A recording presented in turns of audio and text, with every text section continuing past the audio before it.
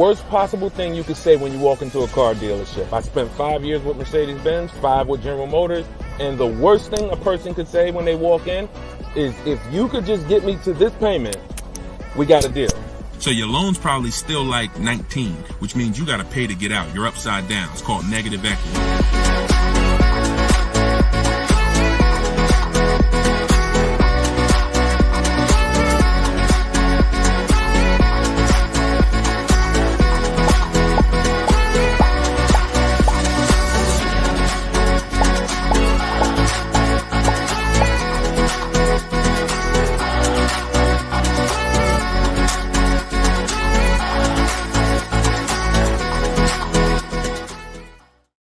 Welcome, everybody. Welcome to episode 7, I believe we're on, of Car Shopping Questions and Answers. We're live. Today is Thursday, 3 p.m. If you're watching this right now, then you are live. What we're going to start doing is we're going to start letting you know, because we do rebroadcast these shows all day, so you can, catch up on them. You can send friends and family to watch the rebroadcast. But right now, you are actually with us live. So welcome. If this is your first time here, can you type a 1 in the chat? Shout out to the first time people. I just want to see how many people are new. You've never seen me before. You've never been on a live show. Okay, Troop Chat, I see you, Troop Chat. Good to see you. I always like to know, because most of you probably have never been on a live with me before. What's up, Black Hummingbird? Great to see you. So hold on, I got Instagram on my phone here. And as you come in, first of all, I want to introduce myself, because you don't know me. My name is Deshone. I go by Deshone the Auto Advisor. I spent 14 years in the car business, 5 with Mercedes, 5 with General Motors, and 4 I ran my own brokerage. Now what I've been doing since 2020 is showing you how to get below market car deals on purchases, leases, used cars, new cars, everything from home. I'm the author of the book, the digital book, Cars from Home, 7 Steps to Saving Time, Money, and Avoiding Dealerships. And during the show, for 30 minutes, as part of our welcome offer, you can get your copy for 75% off. It's normally $97, but in my TikTok bio, in my Instagram bio, and in the comment section, you can grab your book. You won't leave the broadcast, so you can make sure you get there before the countdown, but you'll still be here tuned in with us. So I want you to start typing your questions, and then Dolan, who's moderating, is going to pull them into the show, and we'll answer them one by one. Okay? Start typing your questions. I see we already got one from Michelle here on TikTok. Bounce back. Type your question on Instagram. I see you. Type your question in. And could everybody who shares, share? I'm only talking to the sharers. I know who y'all are, and I'm talking to y'all. Shout out to the sharers. And I'm still trying to find out. I might do a giveaway once a show for the sharers only, but I'm gonna have to figure out how to see them. So I got to figure out, maybe you screenshot that you shared, and we trying to do something special for y'all above and beyond, because we can't grow this show without y'all. The ones who tell your friends, the ones who invite your friends, the one who tag your friends, the one who hit those share buttons. Appreciate y'all. So we got something coming for y'all very soon. Okay? So pull the first question, and Dolan, let's get the show on the road. Okay, this one's from TikTok. Leasing and maintenance versus purchasing and maintenance. Great question. So with a lease, most times all you're doing is oil changes, tire rotations. If you got a luxury vehicle or import luxury vehicle, maybe they require like a brake fluid change. Like when I worked for Mercedes, you had a service A, service B, service A, service B. That's how it usually rotated. And the service B was, a brake fluid change, but it's pretty cut and dry because it's a new car. So versus purchasing, then you're talking about long-term maintenance. Then you're talking about, which if you got a good car, you're usually still doing those things up front. But as you own it long-term, now you're doing things like, you're doing the recommended maintenance. So you might have a 60,000 mile service, a 80,000 mile service, a 100K service. These are all things that come in the maintenance book. And with the lease, 99 times out of 100, we're not doing that. So, you know, it's a very, I'm not going to say we're not doing that, but if I lease, whenever I lease, I'm not doing those services because we're out of the car way before we ever hit that mileage. So big difference, big difference. All right, go ahead. Next one, Dolan. Let's go. Black Hummingbird, and y'all forgive me because I got a little something trying to jump on me, but I'm just gonna flush it out. Praise the Lord, and we gonna get through this. So y'all see me all congested, it's because I am, but we good.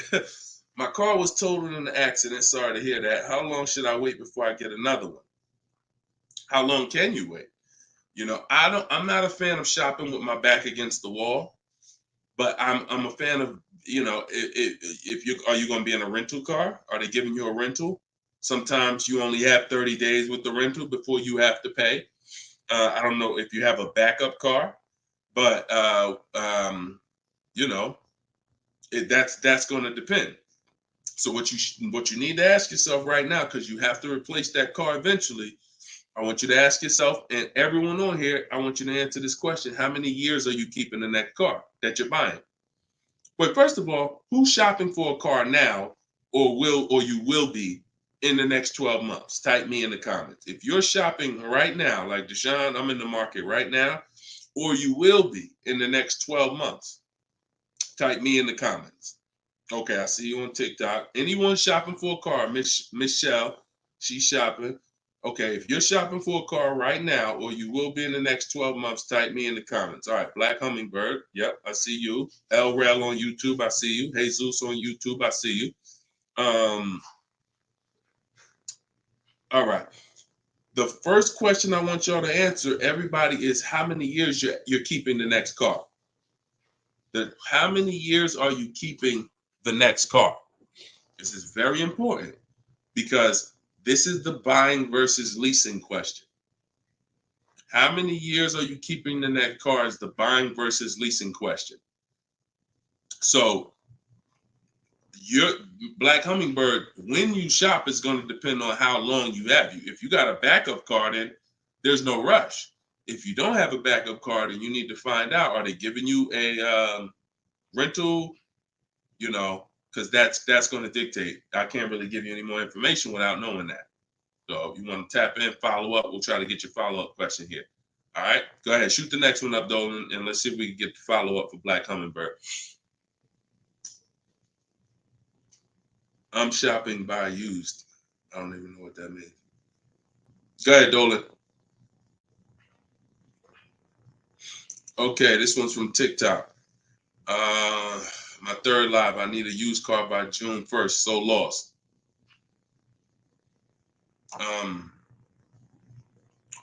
Where you lost? Everyone learns differently. So you have to ask yourself, how do you learn?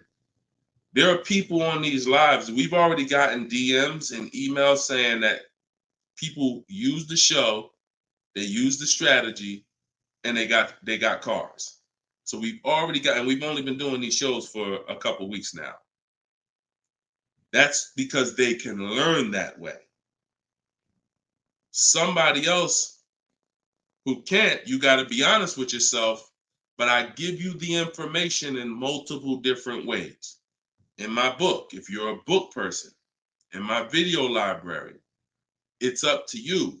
But if you're sitting here, because everything we do on this show, I try to break it down. No, we don't rush through answers. I don't give y'all one-word answers. Every question, we pretty much take it and we break it down to the nth degree. And some of the things you guys have similar questions, so we've answered them on multiple shows. But you have to know how you learn in order for you to win. Okay? If you're lost here, then you could stick around and we'll continue to do what we do here. But you have to know how you learn. That's why we make information available in a multitude of ways. You see people who have my book. Some people could piece deals together with my social media videos, even though they're all different topics. Used cars, buying cash, leases, they're all different types. So you got to really piece them together. Some people do it that way.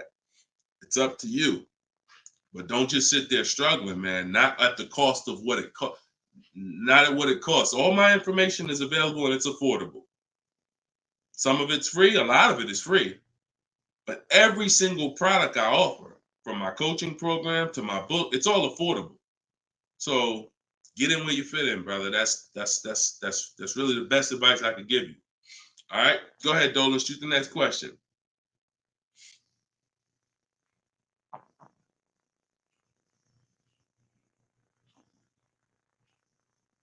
Okay, this one's from YouTube. LRel, what's going on? Peace, Deshone. I'm in the market for a used pickup truck for work.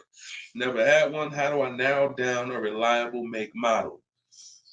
Okay, so if I'm looking at you, the question you're asking is about the quality of the car, not finding a good one. So, example, let's just say there's a Dodge, a Dodge pickup truck. I'm just making this up, and that vehicle has a low reliability score. It doesn't matter if I go find a good one and I use my steps, the steps I'm going to go over with you to find a great used car, because the car overall has a low reliability score. Some Nissans have a low reliability longevity score because of their transmission. It doesn't matter if you use what I'm going to teach you to narrow it down to a great one, because the vehicle overall has a low longevity score. So I think the question you're asking is, how do I find a vehicle that has a good reliable one, and then I'll go shop for it. And because we could switch it. You could have a vehicle that has a high reliability score, high longevity score, but then you got a bad one because you didn't have a process on how to get it. So I think you're asking the first question, which is top level, how do I choose some good vehicles? And that's really Google, and we have a process. It's in our shopping process where we do a reliability check on every single vehicle. It takes 5 minutes to do. You're going to type in the specific year, because years change. You might have a 2019 that has low reliability scores. In 2020, they fixed it. So we got to make sure we're adding the year when we do this Google search. But if I'm looking for a pickup, I'm looking at like a 1500, and I'm looking at, what I need. Some people need 2500 if you need heavy duty or something like that. But then what you're doing is typing it into Google, and you're looking at all the competitors. I'm looking at the Toyota pickup. I'm looking at the Dodge pickup. I'm looking at the Ford pickup. I'm looking at the Chevy pickup. And then I'm just choosing, all right, which one of those do I like? All right, I like those two. Then I'm deciding which one I'm going to like. Now, if you're buying used, you can't test drive it, because you can't test drive a used car until literally you're ready to take it home. You can't go and test drive one here, because the one you end up getting may drive totally different. That's just the way it is with used cars. So oftentimes what you're doing with used cars is you're looking at it, you're looking at videos on YouTube, but you're going to narrow it down to what you like, usually what you see in supermarkets, parking lots, on the road. Oh my goodness. Lord Jesus, help me get through this. And then what you're going to do is you're going to do that reliability check. So you go to Google, you type in the year 2019 Toyota Tundra reliability.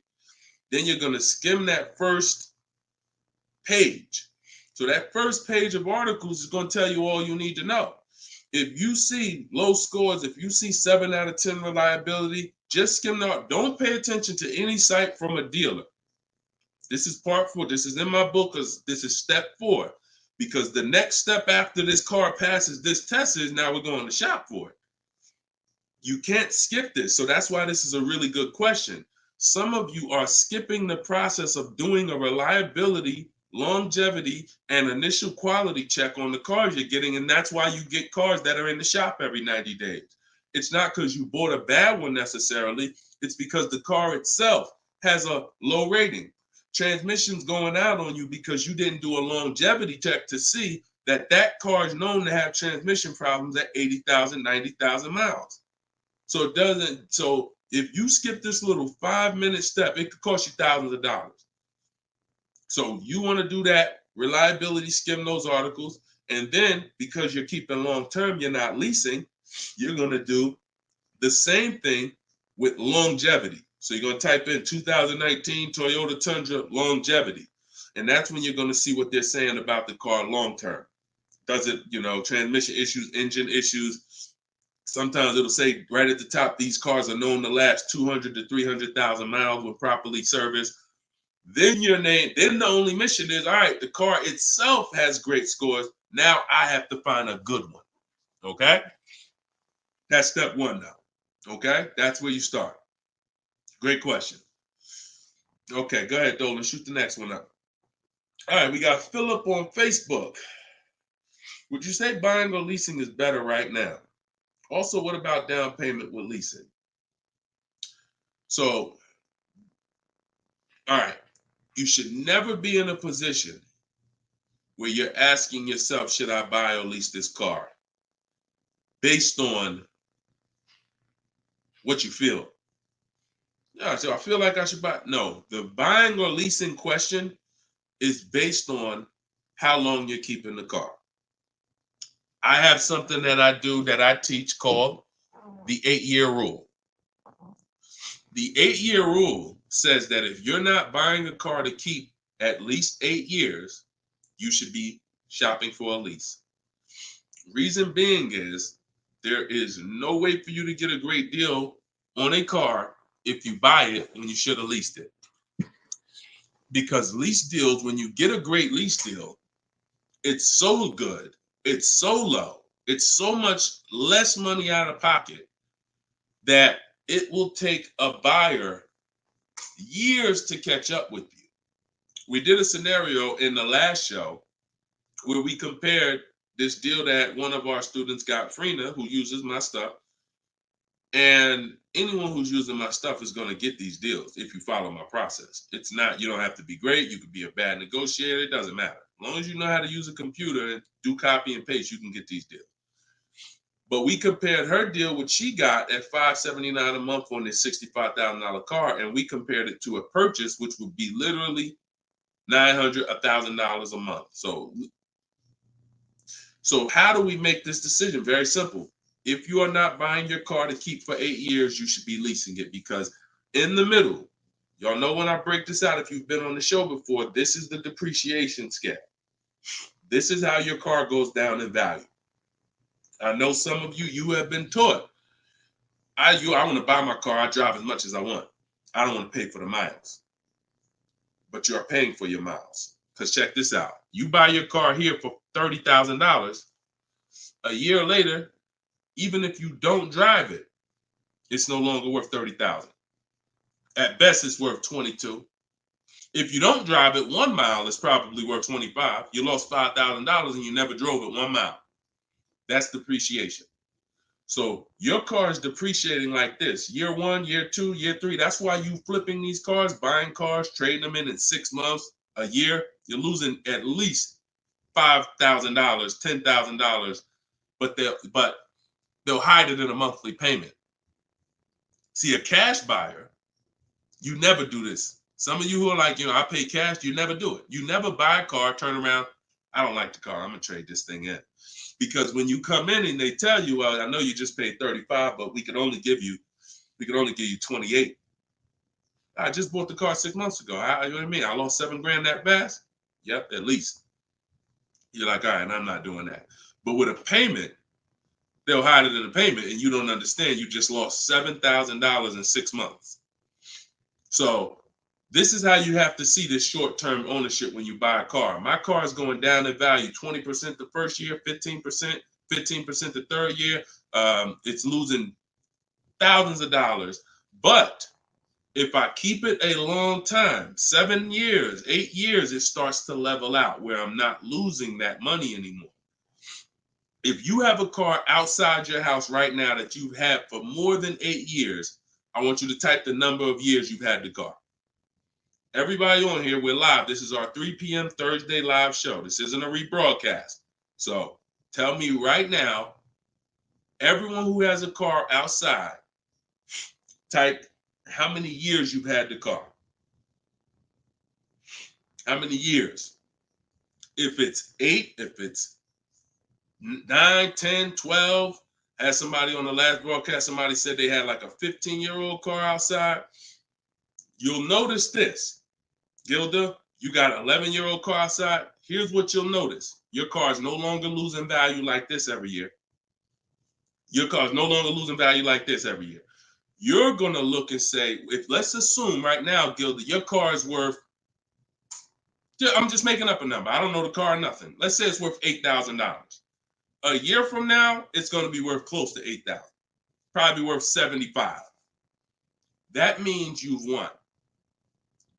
So when you're trying to, when you are buying, wow, Carol's has a 18-year-old car outside. So that means you've won, because this is how you win with a purchase. And pay very close attention to what I'm about to say. You don't win when you pay off the car. You pay off the car, but your car's still dropping like this. You didn't win yet. You didn't win yet. You win when you actually pay off the car and now the car is not dropping in value. You beat the depreciation. That's when you win purchasing. A lot of people were taught, don't keep the car that long. And that's where you're losing. That's why leasing is for you. Because there's only two ways you're going to avoid those hits. You're either going to keep the car long enough to get to where people like Gilda and Carol are. Look, Big Rich has these are people who kept cars long term, or you're going to get great lease deals where you're paying pennies on the dollar and you're winning. But those of you who are stuck in the middle, we got to get you out the middle, because you are losing the most money. You buy cars, you resell them. You buy cars, you trade them in 2 years, 3 years, you're losing the most money. You lease, but then you buy the lease. You're losing the most money. You're stuck in the middle. You got to pick a side. There's only two ways to win. Great lease deals, long-term ownership. Anything in the middle, you're losing thousands and thousands of dollars in depreciation. All right, we clear? All right, perfect. Shoot the next one up, Dolan. I see you, Luscious. I purchased the book. Awesome. Congratulations. Enjoy it. This whole show is sponsored by my new book, y'all. It's called Car Shopping. It's called Cars from Home. 7 Steps to Saving Time, Money, and Avoiding Dealers. So we have a welcome special. So you can get your book for 75% off the whole broadcast. Well, 30 minutes. It's normally $97, but you can get yours. We're rated 4.94 on Goodreads. You can get yours for $24 as long as you get to my bio before the 30 minutes expires. And $97 is a great price. Because here's the thing. I got a lot of books on my shelf. I cannot tell you a lot of books that saved me a lot of money. And my goal for this book was to be one of the books where you look at and say, man, this book right here has saved me thousands and tens of thousands of dollars. And that's my goal for the book. And we've been doing well at that. So, all right, this one's from Instagram. Mission Green. I'm in a purchase for 2 years with negative equity. Want to get into a lease. How can I walk away with the least out-of-pocket cap? So, you're in a purchase right now. You realize, Deshone, I'm not keeping my cars 8 years. I want to transition to a lease. Okay, so what you're going to do, the first thing you're going to do is an equity assessment. Equity assessment is when you find out you're going to get the highest bid, because we never sell a car. We don't trade cars. We never replace a car without getting bids on it. We never buy a car without getting bids on it. We never take a loan without getting bids. So what we are doing is we need to get bids, because bids are going to tell us what is the highest offer we can get for our car, which means that would be the smallest amount of negative equity we could possibly have.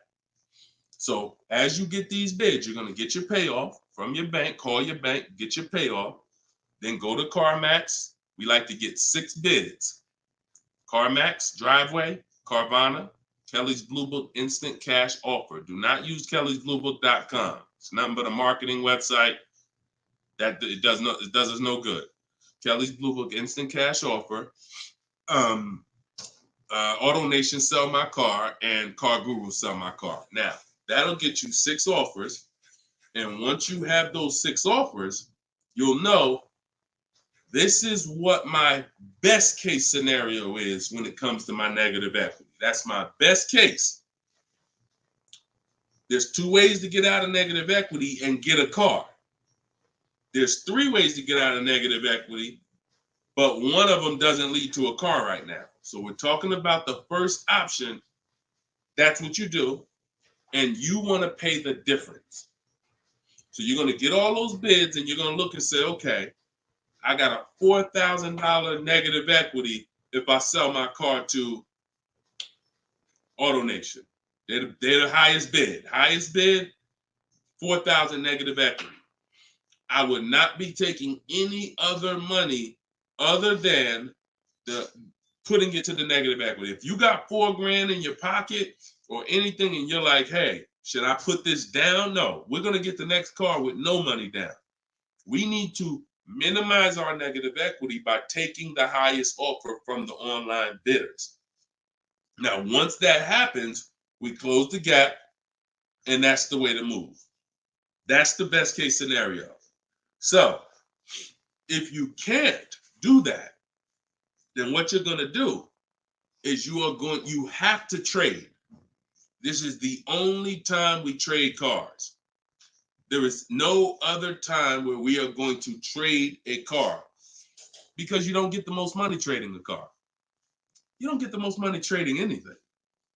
If you think about it, if you got a lawnmower and I got a bike, and I'm like, man, look, I'll trade you my bike for your I'll trade you my bike for your lawnmower. Neither one of us is really getting the most money that we could get. That's a trade. It's like a little compromise. I take a little less because I got something you want, you got something I want. It's different than me saying, you know what, I got a bike. Let me see the most money I can get for my bike, and then I come back and pay you for the lawnmower. And this is how you have to see it. This is why we don't trade. Because when you trade, you're not making the buyer win a bid. You're not making the buyer bid. You're just saying, whatever you could pay me, I'll take it. That's why the first option I just laid out is the best option. But some of you don't have the cash to pay the difference. So you have to now forget about the old car right now. You shop for your new car and you get bids. So let's just say in that example, I find out I'm you. I can't cover the difference and sell to the online bidders. Now I'm going to start shopping for my lease. So let's say I'm shopping for a Jeep Grand Cherokee. I get my offers. I find out who wins the bid. I identify you're the highest bidder, and I'm going to that dealer and saying, okay, you're the best bid. Can you tell me what you could pay for my old car? I'm not telling them what I owe. That doesn't matter. I'm just seeing, what could you pay for my old car? And then I'm going to have them get an offer. Now, it's not, in 99% of the time, you guys, it's not going to be what you thought it was. If your highest offer over here with the online bidders was 22, do not think that dealer who won the bid is going to say, I'll give you 22. They probably say, the most I can pay for it is 20.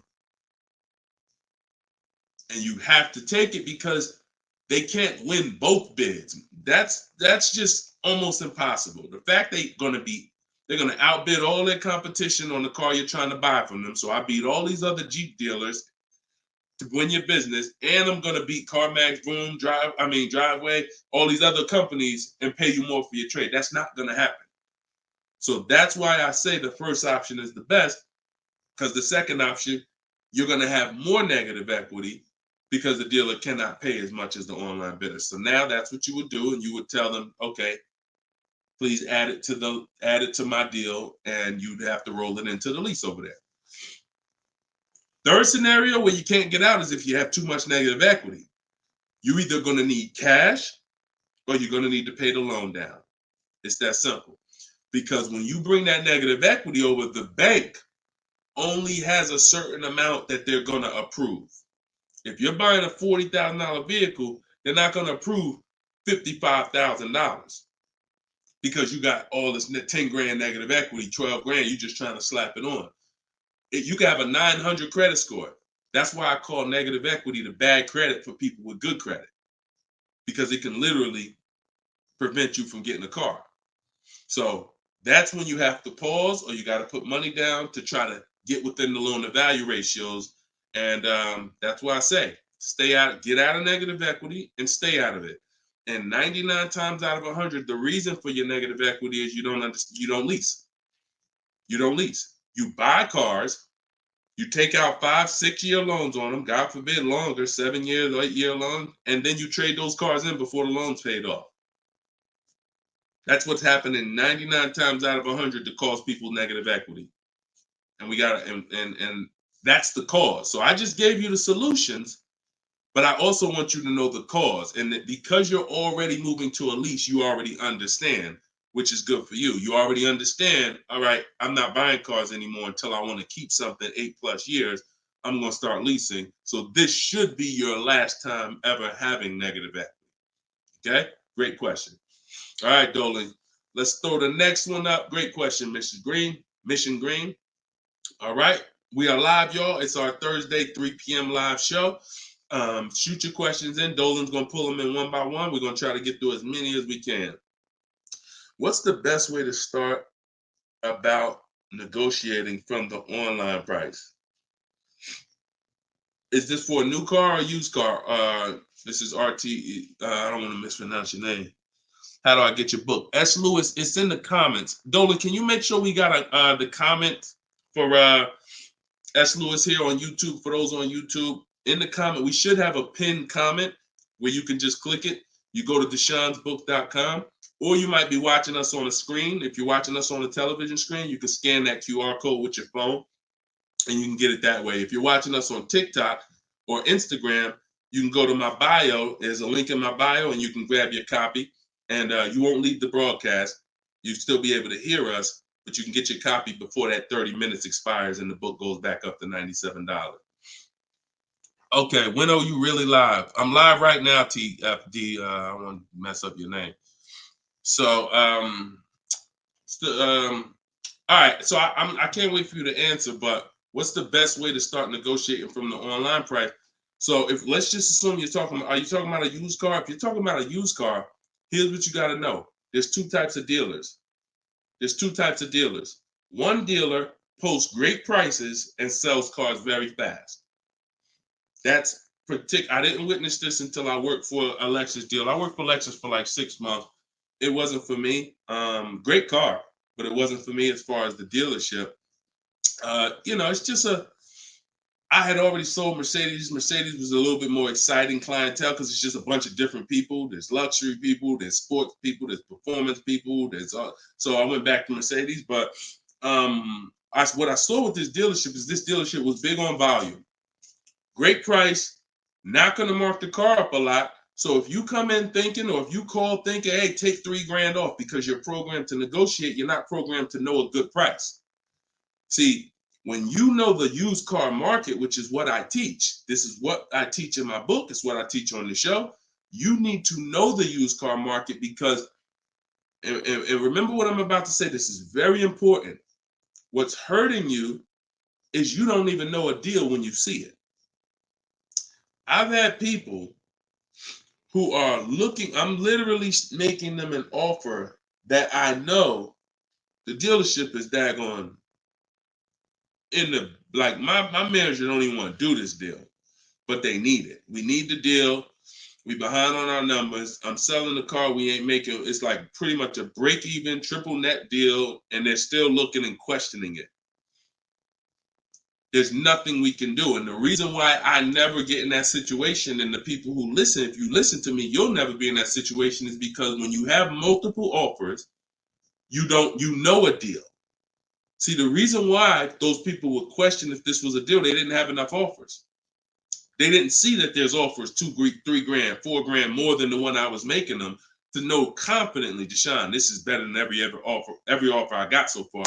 Let me take this and get up out of here.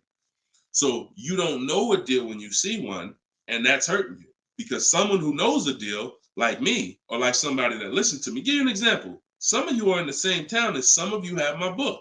And some of you are actually shopping for the same car that someone else on here is shopping for. that means y'all are competing.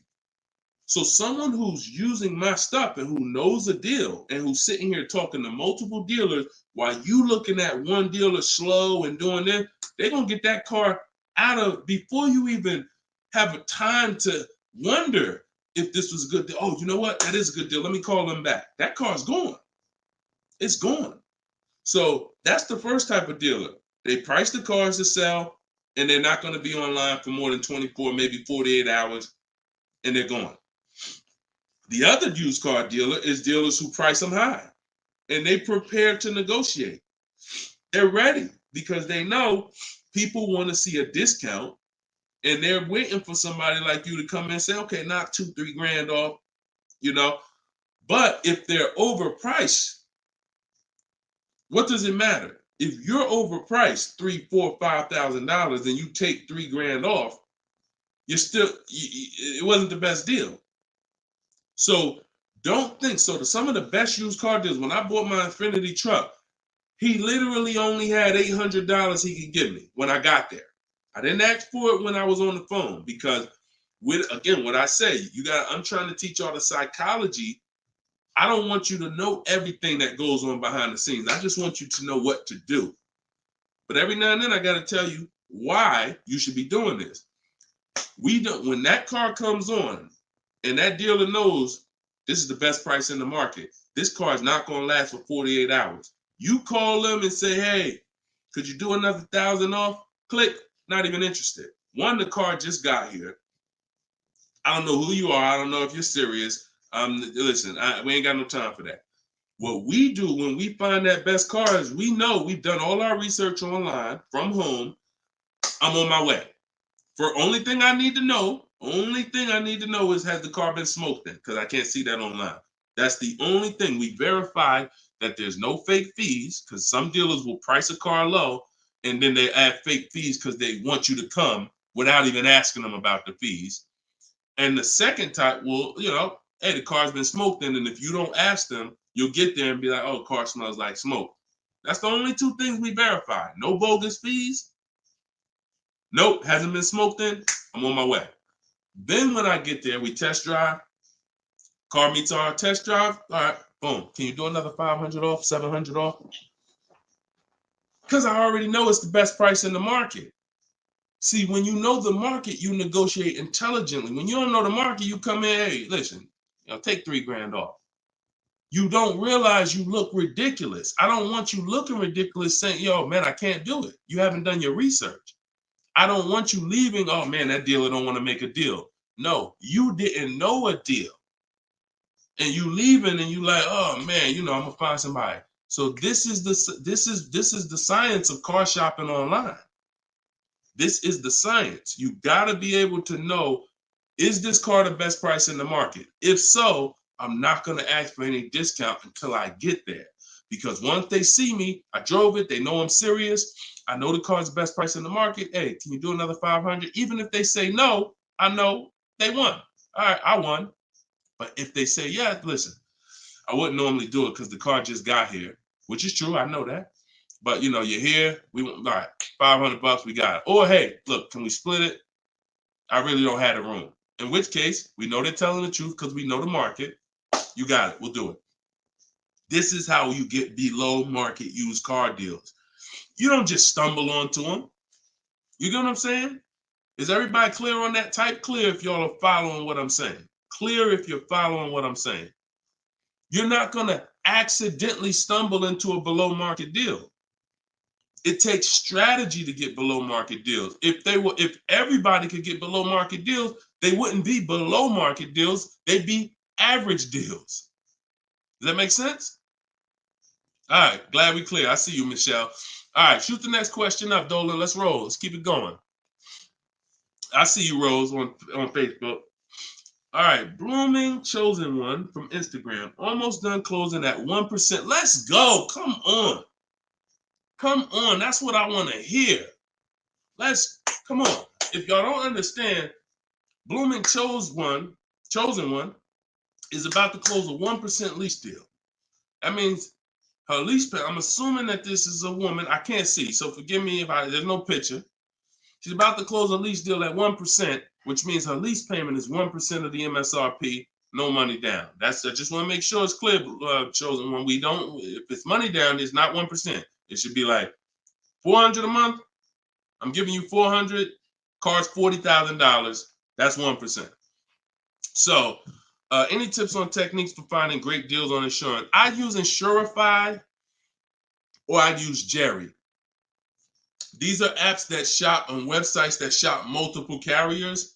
And I know it's Kayak and stuff like that, but what I found is Insurify has like insurance companies that we don't know about. It's painful shopping for insurance unless you have something that's actually, because think about all the insurance companies around us that will want to give us auto insurance. We don't know about them now. Small companies, they don't have the advertising budgets. So you want a tool that's going to connect you with all these insurance companies, not just the big name ones that we all know, Liberty Mutual, State Farm, that got the, $1 billion marketing budget. Some of the smaller insurance companies, we want to get those offers. And so Insurify.com, I'm not sponsored by them. I just love multiple offers. So I love multiple offers. And so any tool that gets me multiple offers on anything, I love. So yeah, that's what I would say. So keep me posted. I told you I want to see your deals. See, she ain't even say what car she's looking at. That's how we know. See, people with no skills, all they talk about is the car. Just got the new Range Rover. Yep, just treated myself. Retirement gift. All they talk about is the car. And I'm not stepping on your toes, but you like Deshone, that's me.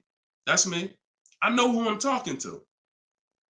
When you start getting skills and buying cars, making people bid 90 minutes from home, using my systems, the first thing that you're excited about is the deal. The car is second, but the deals, once this deal's closed, now I'll get excited about the car. All right, good job. Great job. I love it. Go ahead, shoot the next one up, Dolan. All right, from TikTok. Is it true that there is no need for down payment? That if you do it, it goes to the salesperson's commission. If you do it wrong, if you are doing a down payment, it's between you and the lender. If you go in and you're a payment shopper, then your down payment is usually going to go to commission. A payment shopper says things like, how much does that car cost a month? Okay, that's a little high. Could you get it to, could you get it like under 6?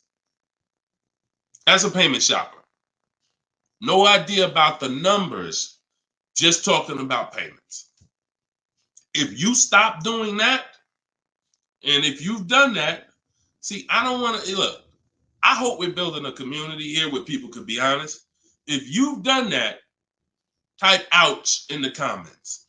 If you've gone into a dealer, looked at a car, and said, how much those run a month? What kind of monthly payments are on those?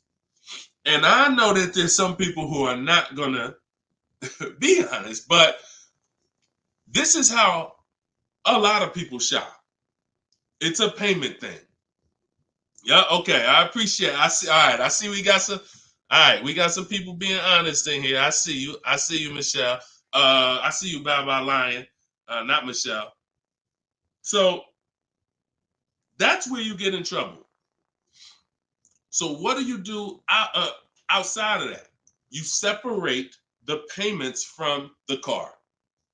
The payment you handle when you're shopping for, look, Byron on YouTube said, ouch, just experienced this past weekend. It's terrible out here. It's great out here for us, okay? It's terrible when you have no strategy. It's terrible if you're winging it. It's great out here for us. Like, and I'm not even saying that, underplaying that. Like, I've been doing this so long, and I got just so many people that done learn from me, and so many people getting cars. I got a private group, so I get to see this stuff. You know what I'm saying? I get to. If you guys been on these shows, I share people's stuff. I share Tope stuff. Greg's deal. This is our book, 4.94 on Goodreads. Get your book 75% off, or you can wait and miss the 75. You can pay 97. Either way, it's worth it. Either way, but $24 is better than $97. In my TikTok bio, you got 30 minutes, or in my Instagram bio. But check this out, Kimberly's deal. She saved 20 grand off her Maserati. Look, Bonita, middle of the pandemic. So we've been hearing since we started this whole thing, yo, it's terrible out here. Man, there's no deals out here. Middle of the pandemic. Look, December 2022. Blood in the streets. Kia Telluride, one of the most popular vehicles of the last 3 years. Bonita, from home. Kia, 2023. 600 down, 600 a month. People paying $800-900. It's people right now that's going to watch this broadcast that has this particular car paying $700,000-900,000 a month for it. This same vehicle. So, Charles, Hyundai Palisade, top 5 most popular vehicles the last 5 years in this category. Look, $597 a month, $48,000 truck. So it's what you know. In fact, it's what you don't know. So I would tell you, yes, when you are winging it, when you shopping, when you just winging it, yeah, Byron, it's gonna seem like, man, it's horrible out here. When you step back and start using my bidding systems and letting these deals come to you, letting loans come to you, you're gonna feel like you're in control. You call the shots. Okay? So that's what I want everybody to know. It's all perspective. You know, somebody who's never had a fight in their life may be like, oh, shoot, I'm gonna lose this fight. Mike Tyson, he's not worried about losing a fight. And I hope he's not throwing this fight. So, another end. It's all about what you know. You learn better skills, you get different results. You keep the same skills, keep shopping like our grandparents shop, keep shopping like our parents shop when there was no internet, keep shopping like it's 2005, you're going to get those same results. All right? Everything I'm talking about, y'all, is in my book. This whole show is sponsored by my book, Cars from Home, 7 Steps to Saving Time, Money, and Avoiding Dealerships. My whole shopping system is in there. You can get yours in my bio. I just said that. So go ahead, Dolan. Shoot that next question up that you had up on the screen. My lease is up this year, but I'm over 4,000 miles, and a car dealer just told me if I lease again that I'll have to pay for the over miles. What do I do? Okay, I want you to know something, and I want you to hear me clearly. Dealers who tell you they'll cover the mileage. I know some of you have heard this in the past. You know, my dealer said if I release a car from them, they took care of the mileage for me. No, they didn't. No, they didn't. Mileage is never taken care of because mileage is between you and the bank. You told me you were going to drive this, the bank, not the dealer. Dealer has nothing to do with the car. Once you drive off the lot, it's between you and the bank. It's between you and the leasing company.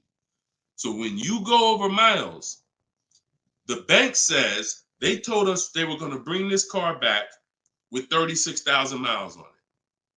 They already have an estimated value of what they're going to sell the car for, and it's based on 36,000 miles.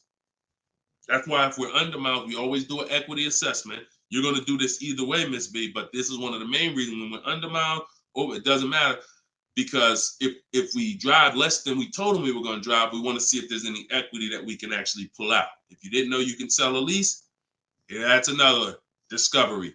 Aha moment, you can. We've been doing it for years.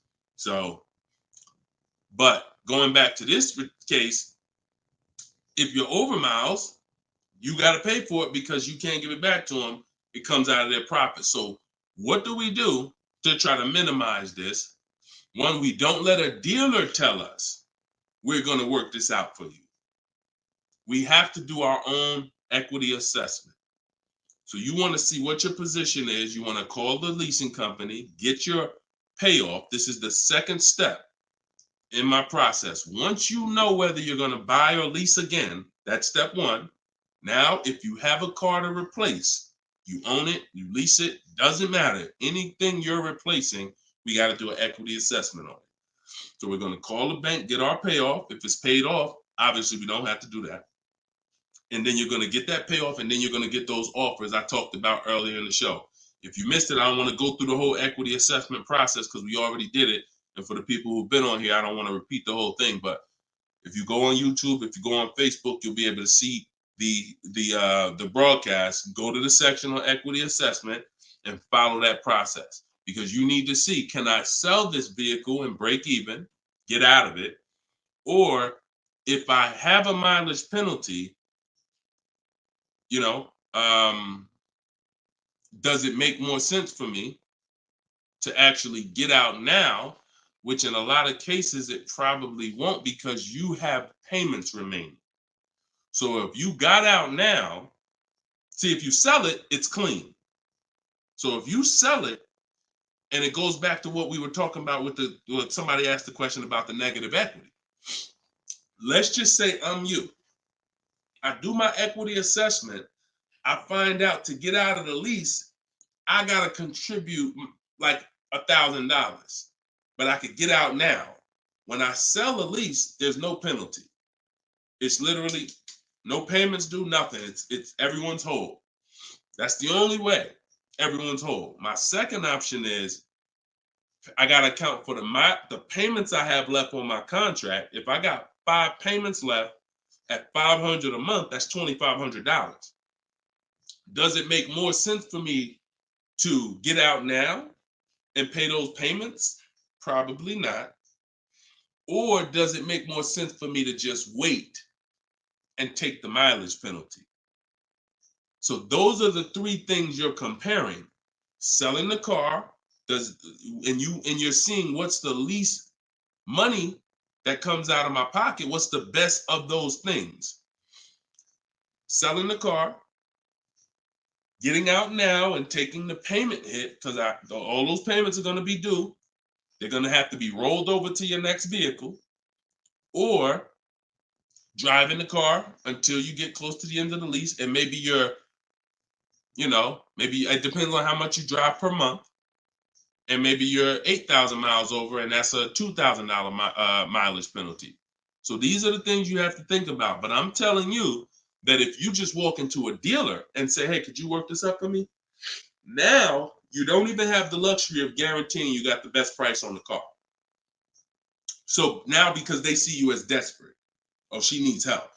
She don't know what she's doing. So let's just work these numbers, move these numbers around, and tell her, hey, we got you to this payment. Does that work? Now you're a payment shopper and you don't even know. Just give me to a monthly payment that makes sense. You didn't realize that you overpaid, and they're packing that deal, and you overpaid by probably $4 or $5 grand because you wanted to let them do it. So those are 3 scenarios, and it all starts with the equity assessment. Because like I said, you might be able to do that equity assessment and find out, oh, I could come up with $1,000 and I'm out of this thing clean right now.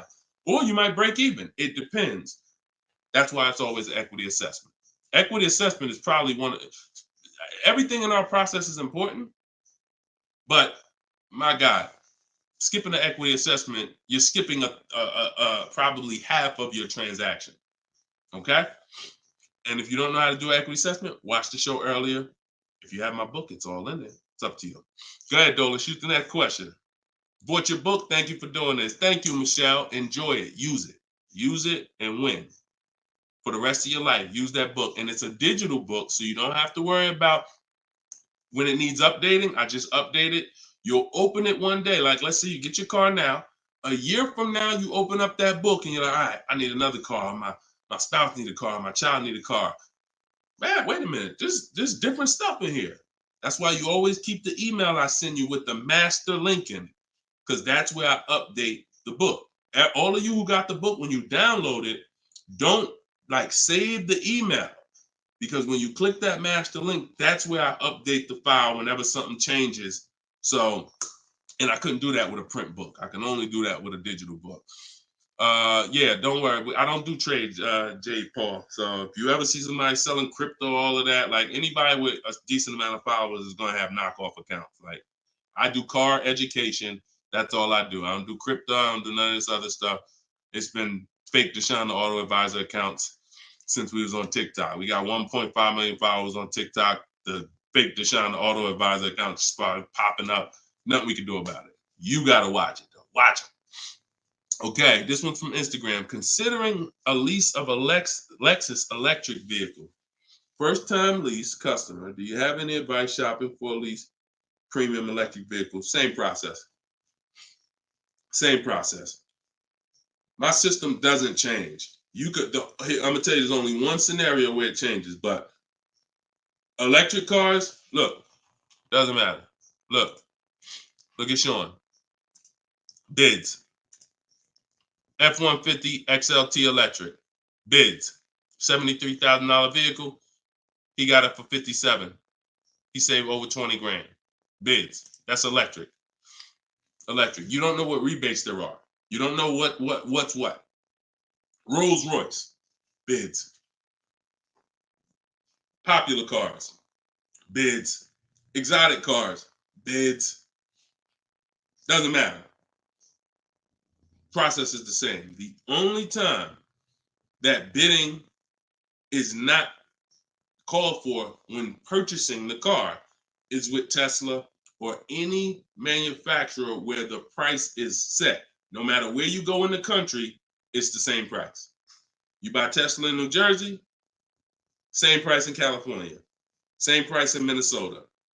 One price all around the country. You order the car. That's it. I don't care if you have GM supplier pricing. That everyone's doing a different price. Some people are not going to tell you. They won't tell you what the rebates is. Some people, oh, Deshone, I'm a Ford employee. I get Ford special pricing. Bids. Because 80% of dealers are going to lie and not give you the real Ford special pricing.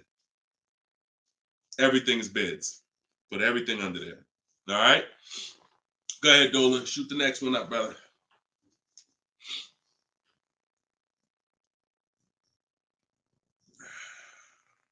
No, you don't bid. You don't bid, Coco. You're making people bid. This one bounced back, Brian from Instagram. What's up? Hey, bro, I recently financed the BMW 330M, but the problem is they gave me a high APR. Sounds like a payment shopper. Listen, we got to take responsibility. You accepted a high APR. Now, how do you get out of it? Only way is to refinance. You can refinance or sell a vehicle. And so bids, what we do is, see, now let's just say for an example, you use our system we call the bank bidding war. Bank bidding war is 3 rounds. We check to see if there's any special interest rates. 1, no special interest rates on the car, which a BMW 330M, probably not. You never know. But then if there's no special interest rates, we go and we get bids and we find a dealer that's going to sell us the BMW M for the lowest price. And it doesn't matter, popular cars. I had a young lady earlier this year. Well, no, that was last year. She was looking at the brand new X4M, redesigned, just redesigned, brand new body style. She got her offers. Best offer was $3,000 below MSRP. Worst offer was like $5,000 over MSRP. Brand new, newly designed, fresh in the country. No one's ever seen it. Bids, she got $3,000 below MSRP. When people are paying thousands more than that. So it doesn't matter the car. Now, once we, but that's that's the part where I say you separate the loan from the car. You separate the loan from the car. We find the dealer who's going to sell us the car for the lowest price. Once that's done, now this is when we talk about the second round of the bank bidding war, which is my bank, my credit union, online lenders, not the dealer yet. The dealer is round 3. The dealer's banks, the dealer's credit unions, that's round 3. That's the final round. Second round is I'm coming home, getting my bank, my credit union, online, giving them my information, going online, car loans online, looking at everyone that I can find that gives car loans in my area, letting all these people run my credit, because if you do this right, it doesn't affect your credit other than one hard inquiry. It shows all the inquiries on your report, but when you rate shop using the bank bidding war strategy, at the end of the window, it only weighs on your credit like one hard inquiry. But you got to do this in this small window. Takes 2 days. First one is all of those bank, that's the round 2. So now let's say my best rate from that round 2 is 7.9 interest rate. Okay, round 2's done. Now I'm calling the dealer who won the bid, who has my car waiting. I already reserved it. And I'm saying, okay, my bank or this bank gave me 7.9. If you guys can beat it, I'll give you the business. Now, round 3 starts with the dealer going to work.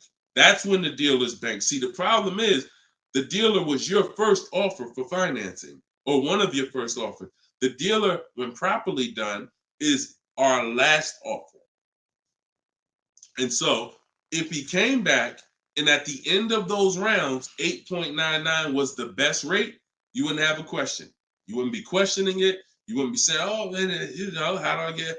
You would still be considering refinancing because that's still the solution. Whenever rates get lower, you refinance. But you wouldn't be it wouldn't be they gave me that. It would be that was the best rate available at that time. So that's why you need to get bids for future reference. But in your case now, all you can do is find somebody to refinance the loan. And that's what you do. Type in car loan refinance online. Call your bank, call your credit union. Hey, I'm looking to refinance and see if they can be 8.9. Okay. For future reference, though, bank bidding war. Okay. And that's we gotta we need to. I want to get you to the point. You gotta. It's up to you. Use this. Everything I'm telling you is simple. Nothing I'm telling you is rocket ship building. This is all simple online processes from a computer. We got grandmothers doing it. We got introverts doing it. Doesn't matter. We don't even talk. Has anybody heard me say anything about talking? No. We're using online tools to get these processes done. That's why they work for everybody. If you had to talk, then yes, you could mess it up. But this is for the future reference. We want to guarantee that we got the best price. And the only way we're going to do that is with bids on everything. Okay? Go ahead, Dolan. Next question. Great question, though. All right. This one's from TikTok. Can24 Loco. Is a lease worth it if I know I'm going over the miles? You pick your miles. You pick your miles. I had somebody no, I don't even want to talk about him. He's somewhere along the line they told him it was okay. So you pick the miles on the lease, and I would never in a million years pick less miles than I need. 10,000 miles per year, 12,000 miles per year, and here's what happens: if you see somebody who's intentionally picking less miles to save $20 and to go from 10,000 miles a year to 12,000 miles per year is probably like $20 a month. To go from 12,000 to 15,000 for most cars is probably another $25 a month. So the difference between 10,000 miles per year and 15,000 miles per year, 15,000, no penalties. Deshone, I know I need 15,000, but I took 10.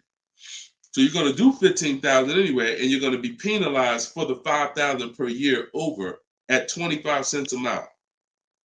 Instead of paying the additional $45 a month, which would be way less than the penalties, because 5,000 miles per year, 15,000 miles over at 25 cents a mile is $3,750.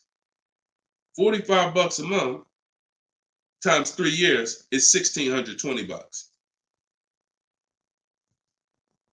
Numbers are numbers.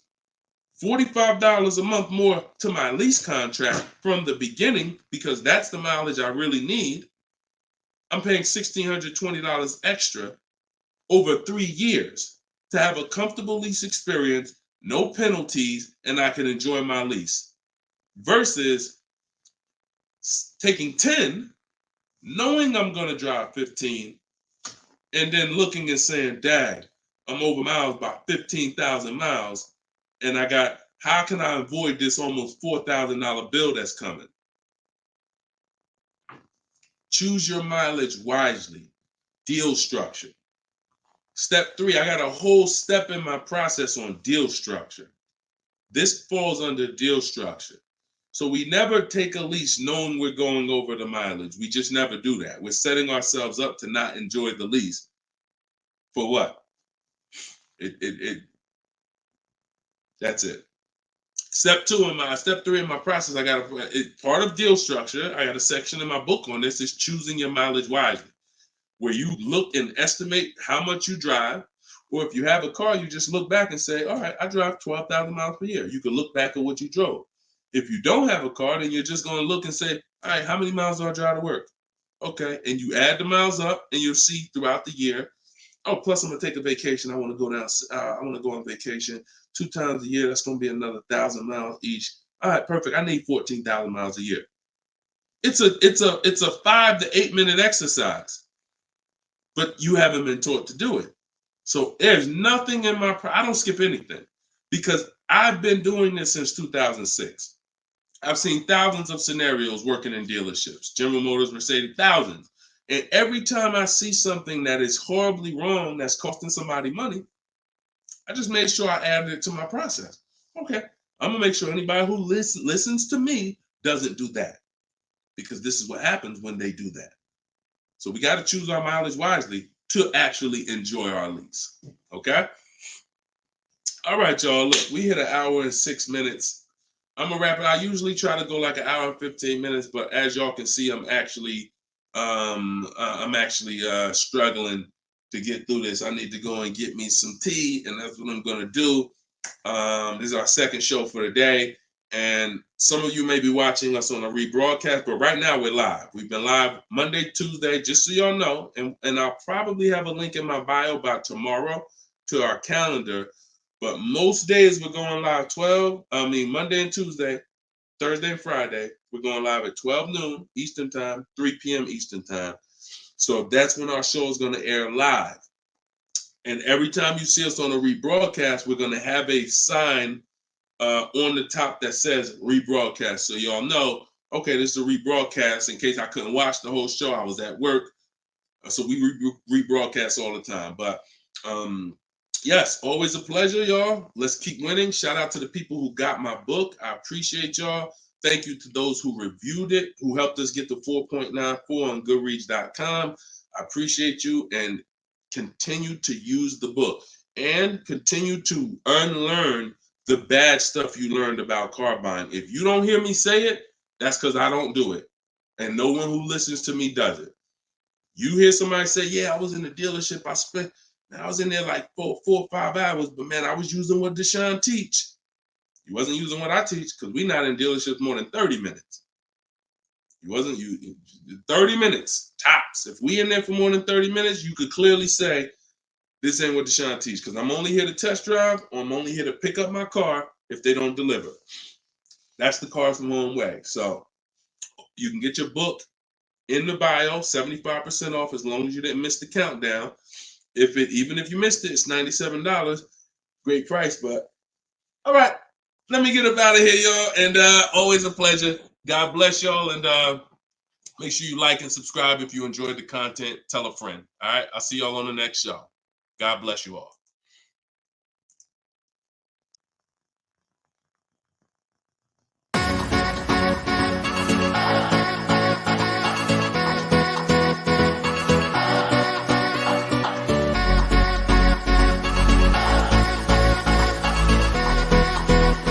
The worst possible thing you could say when you walk into a car dealership. I spent 5 years with Mercedes-Benz, 5 with General Motors, and the worst thing a person could say when they walk in is, if you could just get me to this payment, we got a deal. So your loan's probably still like 19, which means you got to pay to get out. You're upside down. It's called negative equity.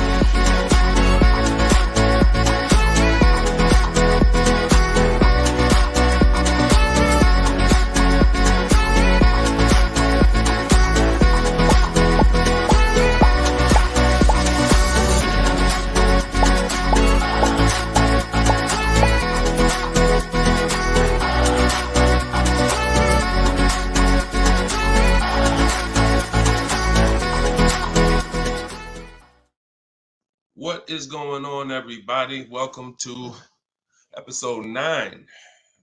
Maybe episode 8. Either way, I'll make sure the right episode is in the comments. But welcome to Car Shopping Questions and Answers. This is our live show. It is Monday. This is our noon show. We want to make sure that you know when we're live and when we're rebroadcasting. So every time you see the rebroadcast, you'll see a badge that says previously recorded or rebroadcast or replay. But whenever you don't see that badge, then you know we are live, and you can engage with us and ask your questions, and we will make sure that we get through as many as possible. So come on in. Everybody just come on in. I'm actually just sharing this broadcast on Facebook now. And on TikTok, welcome. I see you, Claudia. I see you, Dreamer. You guys can start typing your questions in. And let's do a little housekeeping first while we let the first couple questions come in. If you don't know me, this is your first time ever on a live with me, type the number 1 in the comments. I want to give a welcome to the first time people who've never been on a live with us before. And welcome back to the people who've been here before. I'm your host, Deshone.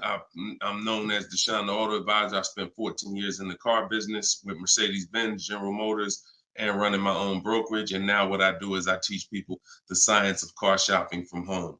I'm the author of Cars from Home, my new digital book, 7 Steps to Saving Time, Money, and Avoiding Dealerships.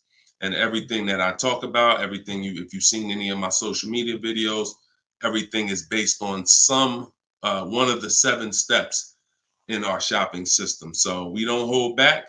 So you guys can come in. I see a lot of people on TikTok coming in. Could y'all start tapping the screen if you're going to spend 10, 15 minutes with us? We're usually here for at least an hour. If y'all can start tapping the screen so we can let TikTok know we're about to talk some serious money over here. Frankie, I see you. Good to see you, Frankie boy. Thanks for sharing. Shout out to the sharers.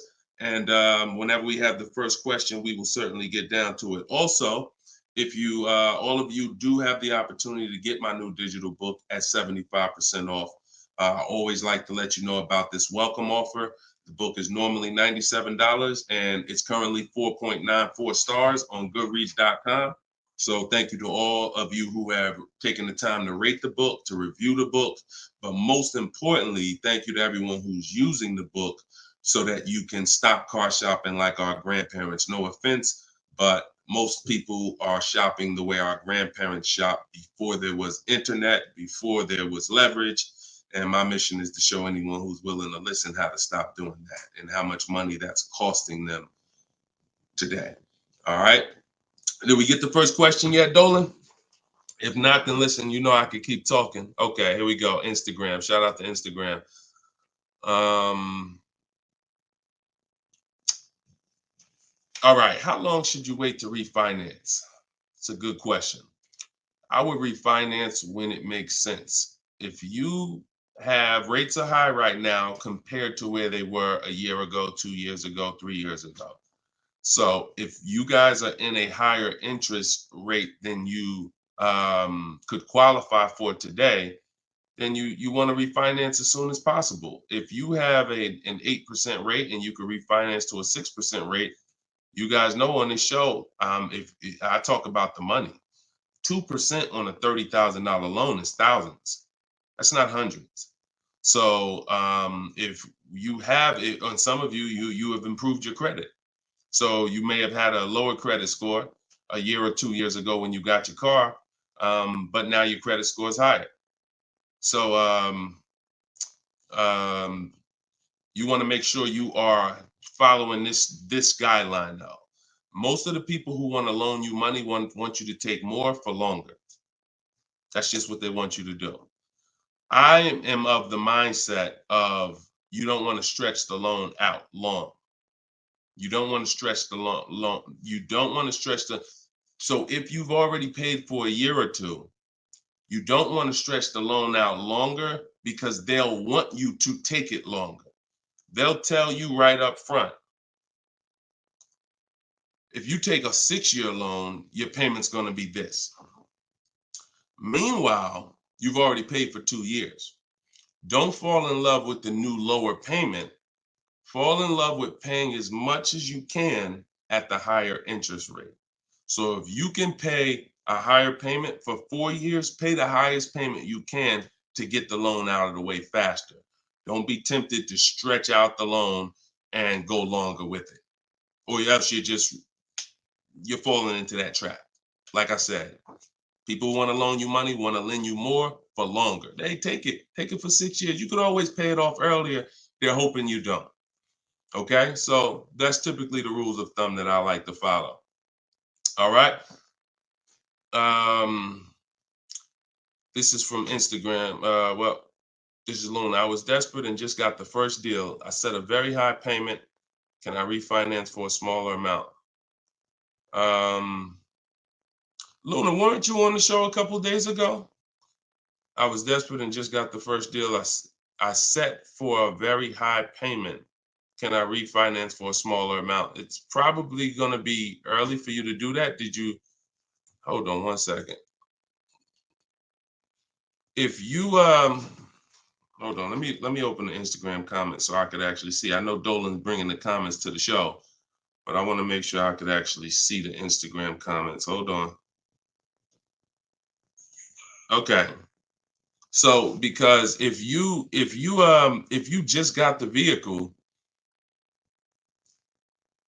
I mean, you could try to refinance, but it depends on how high of a rate they gave you compared to what you could have gotten if you would have followed like our bank bidding war process. You bought a brand new 24 Mitsubishi. Okay. Haven't you been on the show, Luna? This isn't your first time, right? You've been here. You've been with us for a couple. You've been with us for oh, it was in December 2023. Okay. I appreciate it. Thanks for the information. That's why I wanted to see the comments so I could actually have the dialogue with you. Yeah, I mean, that's all you could do. You could try and you could try to refinance online. You can go on Google and type in auto refinance online and start to see what those companies look like and see if but you need to know your rate, and then you need to know what the companies that'll refinance you are offering you and see if it makes sense. If you got a higher rate than you could have gotten, then certainly you can refinance. If they got you the best rate that you could qualify, then you may have to wait a little longer, but usually, it doesn't hurt you to check, especially if you're in a considerably high interest rate. You certainly want to see if there's a possibility, because like I said, 2 points, 3 points on an interest rate is thousands of dollars, not hundreds. All right, TikTok, y'all gonna spend some time with us. Can y'all tap the screen and shoot the likes up if you're gonna talk money with us? Here's the thing, y'all. I'm gonna be honest with y'all. Y'all know I've been this way from day one, and I can't be any other way. I'm considering, and some of you know, I'm gonna tell y'all a story because I'm gonna keep this real, real, real, right? So in 2021, we did a podcast. It was called the Auto Advisors Podcast. The Auto Advisors Podcast got 10,000 downloads in the first 90 days, which was a great metric for a new podcast. I stopped it. You know why? Because we're in the way the podcast is, and I'm just keeping it 100% with y'all. I'm never gonna stop doing the information, but if people don't engage with the show, then we'll just keep the rebroadcast going. The rebroadcasts are great. I'm 100 for my lifestyle, for my getting the information out. We do tons of free social media videos. I just don't want y'all to be questioning, Dad, why Deshone not doing the live show anymore? Because the live show needs to make sense. I've been telling y'all to share. I look at the shares. I see the people who come regular. I see not a lot of people share. All good. I just want y'all to know that when you can't ask the questions and you got to just do the rebroadcast, that's going to be the reason why. That's really going to be the reason why. Because we can sit back and we can let this live stream go 24/7. I love it. Dolan runs it. It's great. We sell a lot of books throughout the day. People get their questions answered. It's great. If y'all like Deshone now, I would really like to ask questions and have the opportunity for my family to ask questions and get their questions answered, then y'all gonna have to show up. Y'all gonna have to show up. It's always been that way. Now, we're gonna have information everywhere for you. Free social media videos, my free masterclass is in my link in my bio. But if y'all want to keep this show going this way live and not just see 24/7 rebroadcast, then y'all gonna have to make sure y'all show up. And if we don't see the likes and we don't see the shares, then it's all good. That tells us everything we need to know. because there's nobody out there doing what we're doing right now. So if it was 20 other people doing these shows, then I understand. We got to make sure we're better than them. There's nobody doing what we're doing right now. So it's up to y'all. All right, so Dolan, let's go. TikTok question. Can I get a new lease with no money down and get the same car payment monthly, turning my lease in soon? But that depends on how good you're going to shop. See, if you got, a lot of people are going to be fooled into this conversation. Car salesman calling them saying, hey, I could get you out of your lease, keep your payment the same, and you'll be good. That's the conversation they're going to go for. Now they're going by 2021 and 2020, well, really 2021 payments, which were the highest in history. And what they're depending on is they're hoping that most people don't ask a question. You already been paying this, you already been paying the high payment. What if I could put you into 2024 for the same price? Meanwhile, those prices that you were paying were ridiculously high. All through the pandemic, most 99 probably percent of people were paying ridiculous payments. That's why I always show Bonita. So when you look at Bonita, Bonita is the one who got one of the most popular vehicles during the pandemic. It was a Kia Telluride 2022. She got it for $600 out of pocket, $600 a month. It was like a 1.25% lease. How? Sitting at home and shopping offers. So to answer your question, don't comply. Your deal is going to be based on how well you shop. And what I'm teaching you to do is to stop going into dealers because 80% of them are overpriced. So you're going to go into a dealer, do your test drive, and then you're going to come home and you need to get at least 5 offers. Now you could do it my way. In my book, I have a strategy called the 25 to 5. We go online, we go to the dealer's websites, we put in what we want, 25 dealers' websites. It's a copy and paste template. Then we have conversations by email because out of those 25 dealers, figure about 10 are going to have a car we want. And then we're looking to get 5 to 7 offers. If you shop the right way, you're not shopping the right way if you don't see a $150 to $200 difference between your offers. You're just not shopping the right way because we know I've helped. Personally, we have about 1,600 people in our car shopping course, in my coaching program, and we probably have about 6,000 people who have my book. That's enough data for us to know when people send me their deals, 80% of dealers are overpriced. What's the message then? If you don't get 5 offers, you're going to overpay. Hands down. Not 3, not 4. Now, some people with Charles, if they're shopping for a really hot vehicle, like Charles got a Palisade a little while ago, he got 10 quotes. So he reached out to 35 dealers. But look what he's paying.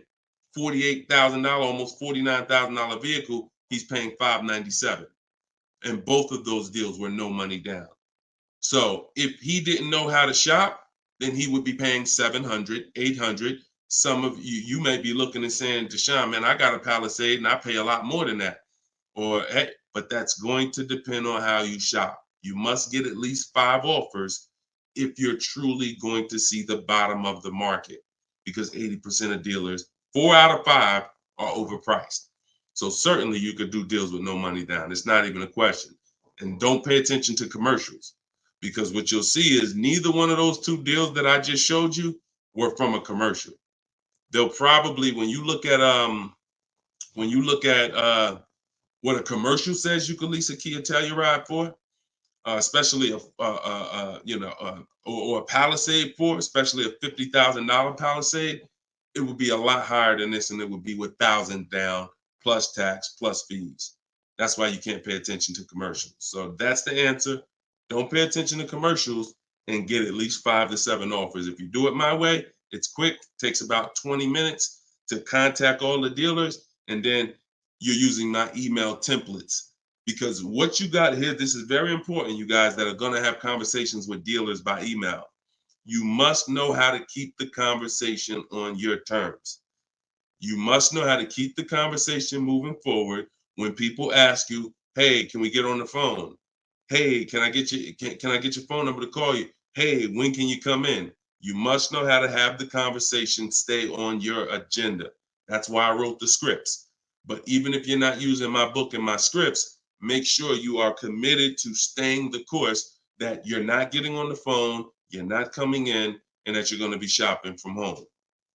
Okay? Because salespeople will try to get you to come in. All right, go ahead, Dolan. Shoot the next one up.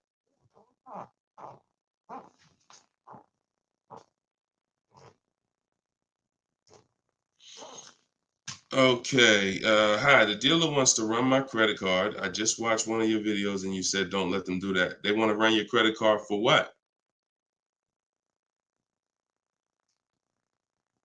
Let's give Bless the chance to type. Are you purchasing something? They want to run your credit card to run your credit? Or did you mean they want to run your credit? What are they trying to run your credit for? I mean, your credit card for. Now, if you have made a deal with somebody, when we make a deal online, oh, you mean running your credit? For what? What's the purpose of you running my credit? And that's not even what the ad. See, when you request your offers, you're requesting your offers by email. And we're always telling them assume tier 1 credit. There's nothing else for us to focus on. What is the purpose? Now, again, let the 80% do what the 80% do.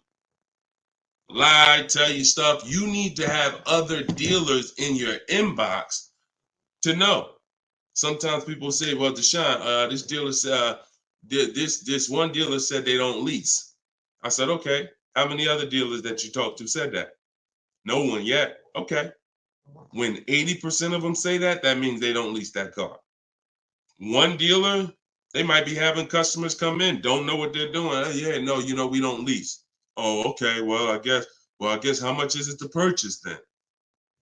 So let the 80% do what the 80% do. When we shop by the numbers, and when you shop by the numbers, you win, because if this dealer lies, the other dealer is exposed that they lied. So one dealer says I can't lease, and then 4 other ones give me a lease offer.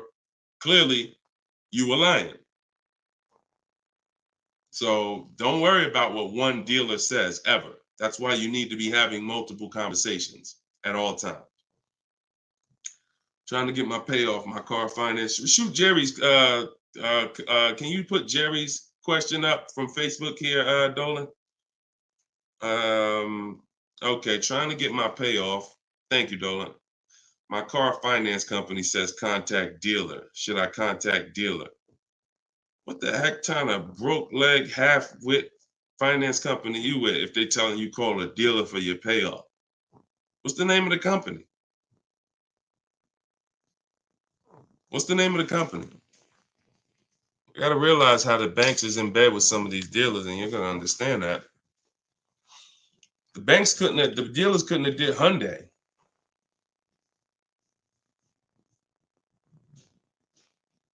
Why would they tell you contact the dealer for your payoff? Scumbag. I would call and speak to somebody else. The dealer has nothing to do with the car. If you don't pay that Hyundai, you don't pay your payment for 3 months, is the dealer coming to get the car, or is Hyundai coming to get the car? No, forget about the dealer. The dealer is just a franchise. They're there to sell you the car and put the deal together. Once you drive off, it's between you and the bank. It's between you and the leasing company.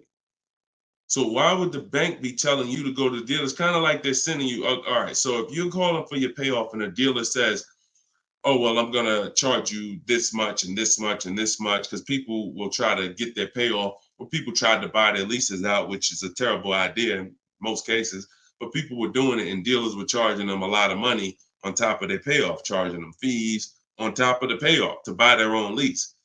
So I would call Hyundai and I'd ask for somebody else. I literally try to escalate that. Can I speak to a manager? Can I speak to somebody? Why are you telling me to call the dealer when the dealer is not who? The dealer has nothing to do with the car anymore at all. From the day you bought it, it's between you and the bank. You're the one that I owe. Why can't you tell me my payoff? And I would speak to somebody until I can get somebody on the phone who could give me an intelligent answer. That's ridiculous. That's ridiculous. TikTok quiet today. Y'all quiet on TikTok, boy. What's going on? Are y'all gonna send questions in? Let's keep them coming from Instagram then. TikTok, y'all usually be the ones sending the most questions. Let's go. What's up, Ron? What's up, James? Let's go. Type in your questions if you want. Let's go. We'll be here for about an hour. Deshone got the ebook. Sent email templates out, got responses, perfect. Using the counter offer calculator, perfect. And they usually, and they either stop communicating or say I have to come in to do any further negotiations. We have scripts for that. We have scripts for that. No, none of the other dealers I speak to have said that. Just go to the script. Every single thing is a script because I know what they're going to say. I had to use those same templates. So always keep the conversation. When you make the last counter offer, it's always a question. That counter offer is a question. So now when they come back and say anything, you look for the script that replies to that and keep the conversation moving forward. You know, once you send the counter offers, now you're just getting to the point where you're trying to see who's the best one. That's it. The counter offer calculator makes counters based on the best offer. So whatever that best offer is, it counters everyone. See, and they may stop communicating because they're already high. So if somebody gives me a 1.1% lease and other people give me a 1.4, 1.5, 1.6, when I counter, I'm countering based on the 1.1. Because once one dealer gives me that type of discount, I know that y'all just choosing not to. That's why if they say, how'd you come up with that number? The script is always, it's a little bit lower than my best offer I have already. So they know you can act like this is the bottom price that you have, but we already have the best offer here. That's why we always put in the offers, and the counter offer calculator creates the counter offer based on the best offer. I don't care if none of y'all reply anymore because y'all already showed me y'all are overpriced. So I'm gonna let you know that based on my counter offer, I know this deal could be done. And if the lowest offer, which may happen, says, look, I don't have no more room, I gave you the best, and I snatched that offer. As long as you got 5, then that's really the bottom. And that's the purpose of the counter offer, is to make sure before you close the deal, you have made a counter to make sure you know where the bottom is. But don't let them respond. Forget it. They probably, oh, he made this low offer. You know you could do that deal, but that's all right. I'll get the car from your competition. All good. All good. All right, next question, Dolan. All right. All right. That might not have any other questions. I have an isolated event. Car was totaled. Check getting cut this week. Can I pay to speak with you 30 to 60 minutes for the single purchase? No. No offense. I've been helping groups. You gotta understand, y'all. Look, I have been helping groups buy cars. Look, let me show y'all something, okay? And I'm saying this so y'all understand, right? Since 2021, this is my private group right here. All right. This is my private group. We have 1,400 people in the group. Now, not everybody who joins us in Maps Academy joins the group, because some people just don't come to Facebook. They'll come on my Zoom coaching calls. But this is how I help people one-on-one. Not even one-on-one. This is how, when you see, can everybody see this? I just want to make sure everybody can see this. This is how I work with people. If you're getting my book, you got my book, you got my strategies. This is what we've been doing. Look at the dates. Look at the dates on these cards. All recent. So I don't work with it. It makes no sense for me to work with somebody one-on-one. I don't have to. The people who have been in my group since 2021, we get to the deals, because there's no situation that you're in that's a special situation. I guarantee you that. It doesn't matter. I've had thousands of scenarios. Nothing that you have is special where it requires this special process. Your car got totaled, you need a car, you're going to follow the 7 steps. That's not going to change. If you don't have a car, you can skip the equity assessment. The rest of the 7 steps apply. It doesn't matter. You think you need a special plan. No, you need a plan. And that's the plan that I have in my book or in my group or what I'm answering here. So you can feel free to ask your question. But your situation, this is very common. There's probably 1 million people around the country in your situation right now. Car was totaled, need a car. Common, very common. I know it's like overwhelming for you, not for me though. Super common. Okay, yeah, check your spam, Jerry. Check your spam or your junk folder. All right, Troop Tip. You see that question from Troop Tep on TikTok, Dolan? Unless you got something before that. All right, another one from Instagram. I'm looking to get an electric vehicle, and I'm not one to keep cars. I'm interested in getting a lease, but don't really know how the process works. You must get bids. You must get multiple offers, or you're going to overpay. Electric cars, doesn't matter. Same process. Bid, exotic cars. When you look at, Sean's getting an electric truck. He probably got it already. But he sent me this message, and he was looking at a $73,000 F-150 Lightning. He ended up getting $20,000 off the truck.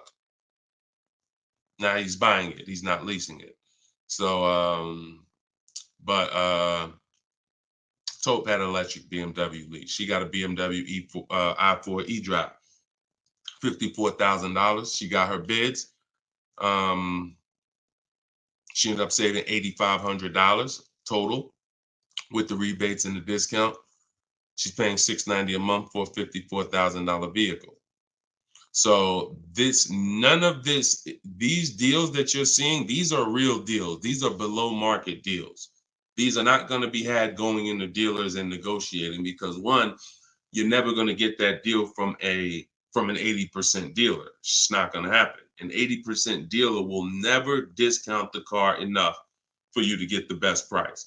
So you don't know. Unfortunately, there's no sign that's on, hey, we're an 80% dealer. Don't come here. There's no sign. The only way that you know is by getting multiple offers. Now, you could do it manually. You can call around, talk to some sales managers, and try to get at least 5 offers. We do it online. We do it with scripts and templates, and that's what's in my book. So if you just jumped on, my new book is called Cars from Home, 7 Steps to Saving Time, Money, and Avoiding Dealerships. It has all my templates in there, all my scripts. It's normally $97.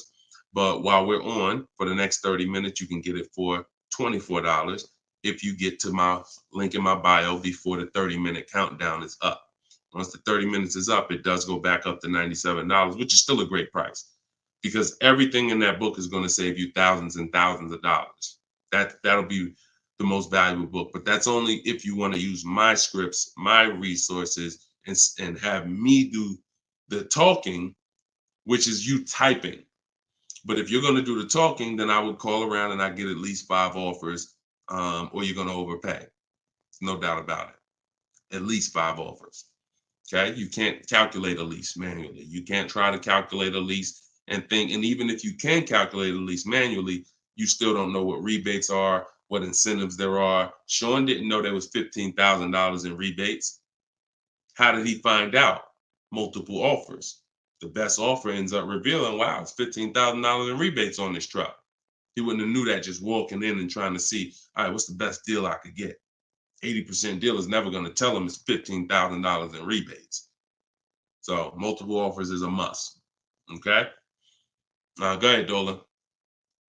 Great question. I'm new to your platform. I joined late. What do you recommend I do? I'm not sure I understand the question. What do I recommend you do about what?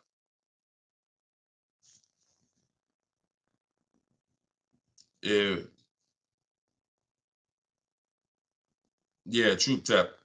Send a follow-up question to that because I don't really know what you mean by that. What are you're new to my platform? Are you talking about this show?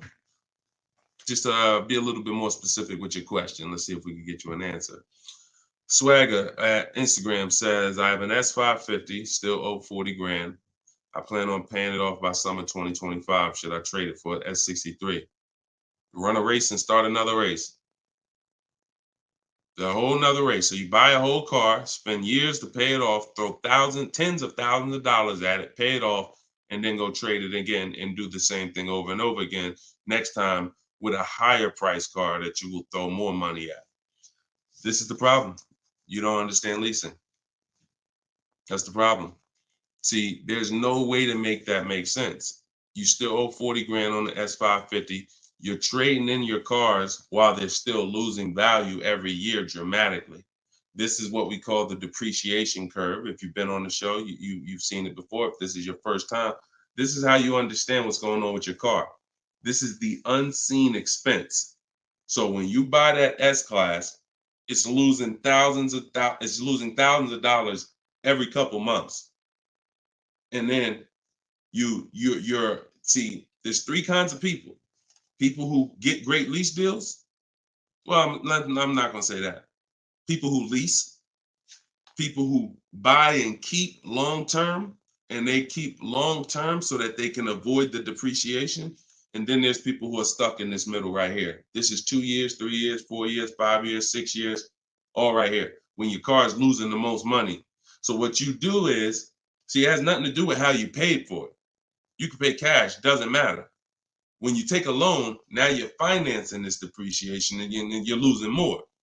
But when you say, all right, I bought this S-Class, now for the next 6 years, it's going to lose tens of thousands of dollars, and then I'm going to turn around and I'm going to trade it. You never get to a point like where you can win for the purchase. See, some of you've been taught paying off the car is the win. No, it's not. Paying off the car is not the win, because if the car is still losing value like this, if this is the way it's still depreciating and you get rid of it anytime while it's like this, you lost. You lost. The key is to keep the car so where the depreciation starts to look like this. So now, if you were here and you had a 10-year-old S-Class or 11-year-old S-Class, maybe it's worth 10 grand. And maybe a year from now, it's worth 9,500. It's not losing that much value anymore. You outlived the depreciation. That's when you win. That's the purpose of the purchase. There's nothing else important about purchasing because it's expensive. There's nothing else important about purchasing. No other benefits, in my opinion, about purchasing other than I can get to the point where I get here. I can pay off the car.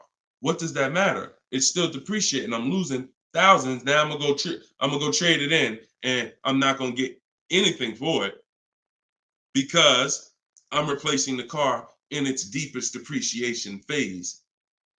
And I just haven't learned about leasing. I was taught not to lease. So that money you're tying up, when we were in Mercedes, a great deal on an S-Class. A great deal on an S-Class would probably be, they did them a couple times a year, probably could get one for about 13 and change. That was like a great deal, right? So 13 and change, you're talking, dividing that into the MSRP, which was about 110, you're talking, okay, 1.2, 1.25, 1.3% lease on an S-Class, great deal. Now, y'all know I always teach the steal is under 1%. You're really not going to ever see an S-Class lease under 1% unless they just really want to get rid of them, but that's really never going to happen. 1.2, 1.3, 1.5 is the max. You're paying too much for a car you're leasing. But I want to give you a scenario. At $1,500, you're still under what you're paying for your car. See, because if I walked in and I wanted to lease a brand new S-Class, if I lease it and I'm paying $1,400 a month, then I'm driving a $115,000 vehicle, right? Now, if I decide I'm gonna buy that same $110,000, $115,000 vehicle, every $1,000 is about how much per month, everybody, if you know. Some of you seen the video, some of you talk. Every $5,000 on a that you're going to borrow on a loan is about how much per month? $100. Exactly. So when you look at a $120,000 vehicle, 115, that's a payment of $2,300 a month. No money down. See, we don't talk money down because money down confuses you. In a lot of cases, it confuses you. When you look at the deal with no money into it, no money, now you can start to see how much money you've kind of been missing. Evaluate the deal with no money. Then you choose to put money down if you want, but you evaluate it with no money. So now you got a brand new S-Class, great deal on a lease, $1,400 a month. You gotta buy that to purchase the same exact S-Class, $2,300 a month. And then you get people who might be like you, who say, you know what? I ain't gonna get a new one. You haven't learned about leasing yet. You say I ain't gonna get a new one. I'm gonna get a pre-owned one. I'm gonna get a pre-owned one. And you look to get, instead of paying 115 for a brand new one, you look to get it for somewhere probably around 70. You look to get it for somewhere around 70. Every 5,000 is $100 a month. What's 70,000 cost on a payment, y'all? Every 5,000. So you're talking 50 grand, another 20, that's 400, that's 1,400 a month. That's 1,400 a month. So put these numbers together. Great deal on a brand new S-Class. 1,400 a month, leasing it. Great deal on a brand new S-Class, buying it. 2,400 a month, no money going into these deals. Great deal on a used S-Class, 70 grand, 1,400 a month for 5 years. Now, here's where we jack it up. Oh, well, I'll just put some money down. I'll put like 15 grand down. I'm going to take a 6-year loan, God forbid, 7-year loan, stretch the payment out, try to get that payment around 1,000 a month. You don't realize you can't change the numbers by putting more money into it. That doesn't change the actual overall. If 15 grand comes out of your pocket up front, that doesn't change the fact that of the numbers. That's why I break down the scenarios with no money down going into them. So what I would say, if you need to decide if you're going to keep the S-Classes long term, then you should be buying them.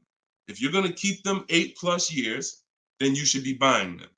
But if you're not keeping these cars 8 years, then you should be shopping for great lease deals because you're just throwing thousands and thousands of dollars away. Same price you paid, same money that came out of your pocket for the last couple of years to drive that used S-Class, you could have been driving and leasing a brand new one. And I know what comes with a used S-Class, brother. I know it. Been with Mercedes. I was with Mercedes 5 years. I know the maintenance. I know the brake replacements. I know the service Bs. I know how much it costs to have an S-Class pre-owned, no warranty, and everything that happens is on you. So we're not even taking into account the maintenance and the repairs that you have to put into that S-Class that you wouldn't need to put into a brand new one that you lease if you just stop listening to people who told you that you shouldn't lease cars. No doubt about it. So that's the best advice I could give you, brother. All right, go ahead, Dolan. Shoot the next one up. Use your pointers to get a new 24 GB80 Genesis. Salute. Enjoy it, Austin. Great deal. That's what I did. I worked the deal, no money down, got them the low, then hit them with the down payment, plus went and pre-approved. There you go. There you go. See, you're able to understand when you're shopping with no money down, no money going into the deal. Don't show me what anything looks like putting money into the deal.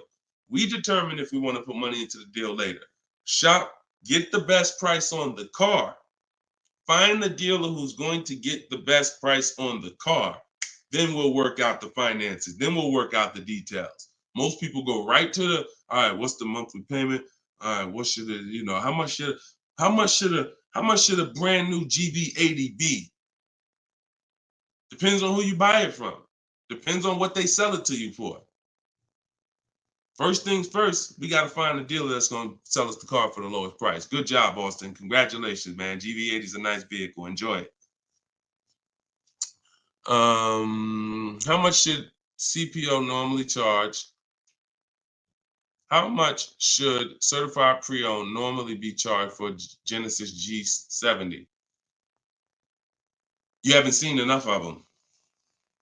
So if I'm looking at a used, so example, I got a 2020 Infinity truck that I got year and a half ago.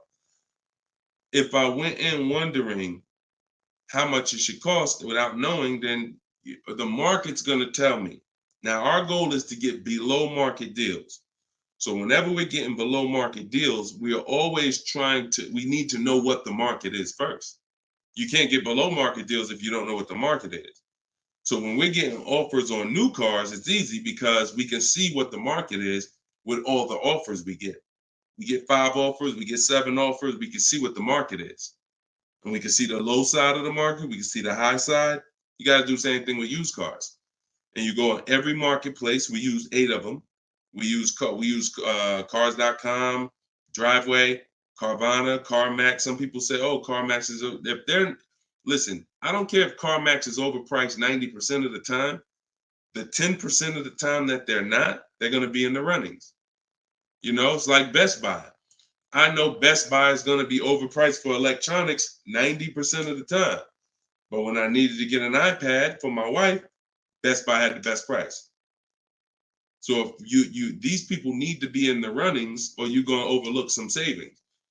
So yeah, we'll look at, CarMax, Driveway, Carvana, Carfax.com, Cars.com, Auto Trader, Car Gurus, eBay Motors.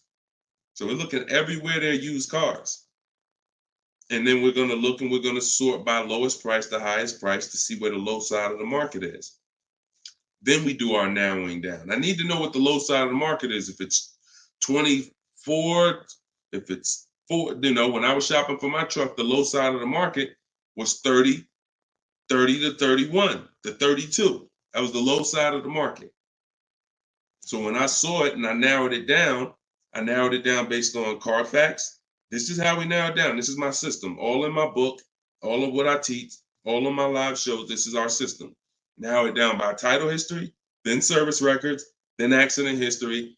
Then we need to check the original MSRP. Can't get a good deal on a used car without knowing the original MSRP.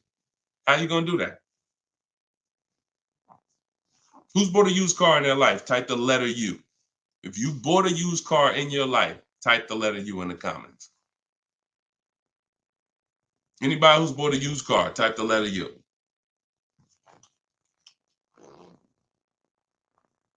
Okay, Cash, I see you. Andre and TikTok, I see you. Okay, Cash, all right.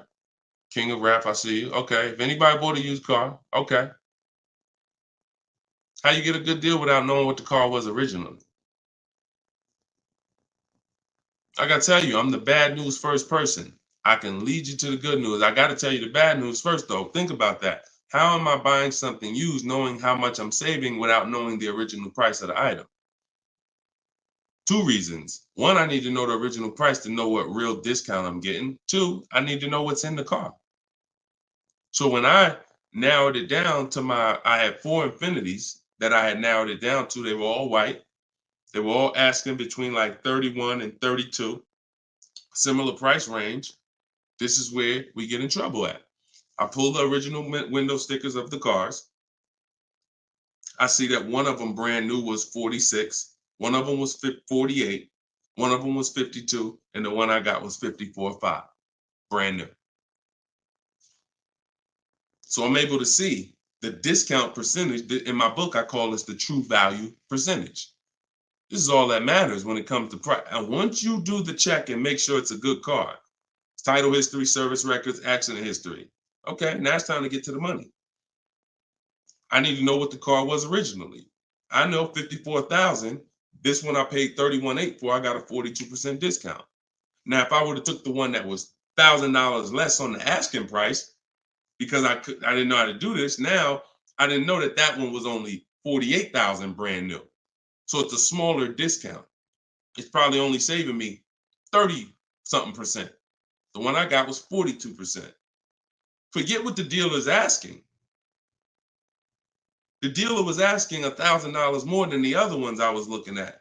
But once I saw what the original price of the car was, I knew that that was the best value because you got the most expensive car brand new.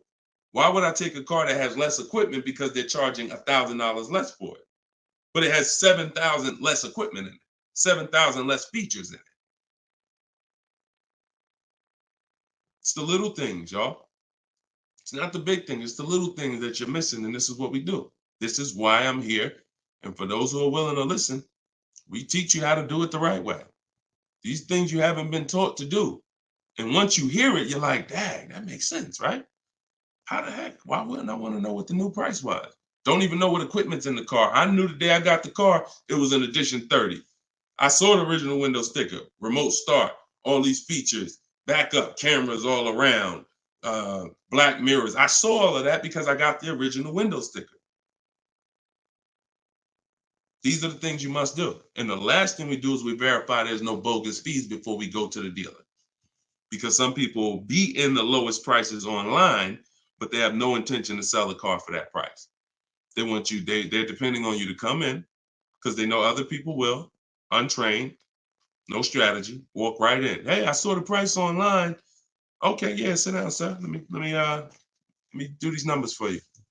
Price goes up by $5,000. No intention. So you wasted your time. I'm listen, God bless you. Yo, Deshone, I'll just walk away. I'd rather not walk away. I'd rather you not have to walk away. And when you truly learn the science and the right strategies of shopping online, like I'm teaching you, you won't be walking away because all you lose when you walk away. Still need a car, don't you? Somebody else just gonna buy that car. It's not like you like, oh, I'm gonna put a sign out. Nobody buy this car. They wasted my time. That car gonna sell. So it's best to learn, how can I make sure I never put a dealer in a position to waste my time? Because while you were at that dealer that was overpriced, the best price car was selling. Because the best price cars don't wait online. They 24, 48 hours, they're gone. So while you wasting your time with the fake dealers, the best ones are the car's gone. That was really the good deal. Okay, so you do all of this from home before you go. By the time you go to a dealer to see a used car, you should already know if that car drives the way I want it to drive, the deal is done. This is the best price online. And when I get there, I usually ask for $500 to maybe $1,000 off when I get there. Never over the phone. You have no leverage. Why would I call a dealer that I know, I've done my research, you got the best price car in the market, and call them and say, hey, could you take off another $1,000? No, there's no leverage there. You make sure there's no bogus fees. Then we go. We're there. We test drive. I like the car. Could you do another 500, 1,000? If they say no, you know they're honest. Hey, I don't have a room. Oh, hey, I just put the car online 2 days ago. Like, I haven't even given it a chance yet. I understand. I'll take it. See, you got to know when a deal is in front of you. And that's the problem. You don't have enough information to know when a deal is in front of you. So you're going to hesitate. And you're going to walk away from a deal because you think, oh, nah, dude don't want a deal, man. I asked him to take off $2,000. You can't take off $2,000. You didn't do your research. Because dealers use a tool called vAuto. They know where their car is priced in the market. vAuto tells them where every similar car is priced at online. So if they're the top 3 prices online, they run their business a different way. They want to sell cars fast. You can't go in thinking you're negotiating with someone who marks their cars up by thousands, who's number 15 on the price list. You walk into the best price deal online and think, yo, I'm asking for $2,000, $3,000 off. Let's go. You don't want to negotiate? No, you got it. And when you do your research, you know where the best price is. And that's what I want you doing. I want you walking in, if you're shopping for a used car, knowing this is the best price car in the market. I verified there's no bogus fees. I'm going to drive it, and then I'll ask for a little money off when I get there. And regardless of the answer, I know I won. They split it with me, I won. They can't do anything more because they're the lowest already, I won. If they accept the offer because they're just like, listen, you drove down, man, let's go, let's get it over with, I won. Either way, I win. That's the name of the game. Thanks, Austin. I appreciate you, man. Go ahead, Dolan. Next question. Okay. Casa Day, could y'all keep, if y'all gonna spend some time with us on TikTok, can y'all tap the screen and just run the likes up for us so we can get TikTok, so we can make sure TikTok knows we're doing something big over here. They can send some more people over. Appreciate y'all. Yep. Thank y'all. I see them running up. Thank y'all. Every couple minutes, y'all just tap the screen. It just helps the broadcast. We appreciate you. This is from Facebook. Casa de Cel. Hi, I'm paying off a Land Rover. Blue Book says its trade-in is $40,000. That's garbage. So throw that out the window. Blue Book is trash. Blue Book is a marketing website. They don't buy cars. And so what you want to do is you want to get a real number, which is an offer. Your car is not worth what an algorithm says it's worth. Your car is worth what someone's willing to pay you for it today. So you want to go, this is part of our process. We call it equity assessment. There's 7 steps in my book. Once you decide leasing versus buying, that's step 1. Most important question is, am I going to lease or buy? Because you can't get a good deal on a purchase if you should have leased. No way. If you were supposed to lease, because you don't keep your cars 8 years, but you bought, you have a horrible deal. You're going to lose it depends on the price of the car. You'll lose over 10,000 on a higher price car. You probably lose 4, 5, 6 grand on a lower price car, at least 4 grand, 5 grand. So that's step 1. Now, once you decide that, we move to step 2, which is the equity assessment. Equity assessment is any vehicle we have, we need to assess if there is equity in it or what the equity is. And it's based on offers. So when you go to Kelly's Blue Book instant cash offer, not KBB, not Blue Book, instant cash offer, Kelly's Blue Book, you're going to see that Kelly's Blue Book led you astray. In most cases, telling you your car is worth $48,000. Because this is when we begin to expose that Kelly's Blue Book was a marketing website and they would tell you anything. Kelly's Blue Book is owned by Autotrader.com. What they began to do maybe 7 years ago is they begin to buy cars. So they didn't just give you there was a little button on here that says, we'll make you a cash offer. And I would do this with people in the dealership when I was there. They would come in and say, hey, Blue Book said my truck is worth $48,000. I said, oh, really? Well, and I explained to them that Kelly's Blue Book is an algorithm site, but they do have this feature where you can click a button and you go through a nice 5-minute appraisal and they'll make you an offer themselves. So now let's go through this and let's find out what they're going to offer you. And you go through the 5-minute appraisal and they make you a cash offer, and it's usually $2,000 to $3,000 less than what they told you your car was worth. So they'll send you into a dealer fighting for a number that's not real, and you're looking unresearched, unaware, walking out saying, oh, well, I know my car's worth 48. So that's why we don't use them. And again, the offer you're going to get is from them. So it's not even like, well, oh, we don't use Kelly's Blue Book. And then, no, we use Kelly's Blue Book, the instant cash offer tool. And you're going to use that. You're going to use CarMax. You're going to use Carvana. You're going to use Driveway. You're going to use AutoNation, Sell My Car. And you're going to use Car Guru, Sell My Car. And this will take you about 20 to 25 minutes. You're going to get 6 offers because everything we do is a bid. And then you'll know what your car is really worth. That's the first thing. Before you think about what you're going to replace the car with, let's get the real most money for your car. Equity assessment. So do that first. Okay? Yeah, Kelly's Blue Book is trash, but not the instant cash offer tool. But yeah, we would be sitting there and the person will have their printout, like a number like that, 48,000. And then we go right through it and they're like, oh, wait, now they only offer me 45. Yeah, right? So if the people who told you your car is worth 48 is only offering you 45 for it, what does that tell you? Oh, go back to that site that they offered you 48. You see all those banners, see all those marketing banners and ads? Yeah, that's why they need millions of people to come there to have that make sense for them. All right, go ahead, Dolan. Next one. Right. This one's TikTok. Can I get advice on walking in a dealership with a check in hand strategy? Don't walk in with a check in hand. 80% of deals are overpriced, Andre. You can walk in with a check in your hand. If you get somebody who's really good, they're going to take the check. And that's the mission. Get that check out of your hand into our bank account. And if you're dealing with an 80% dealer, you lost. See, again,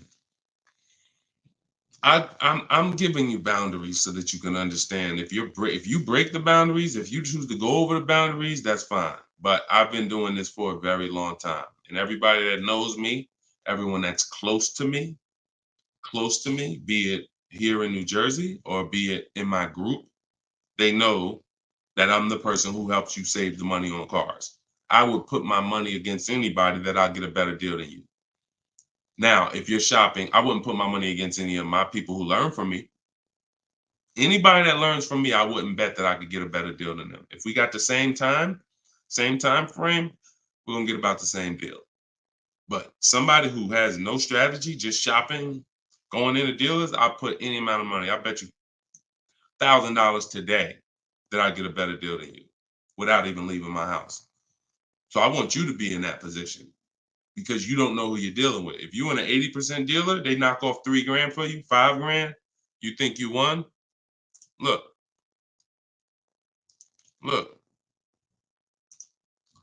Kimberly.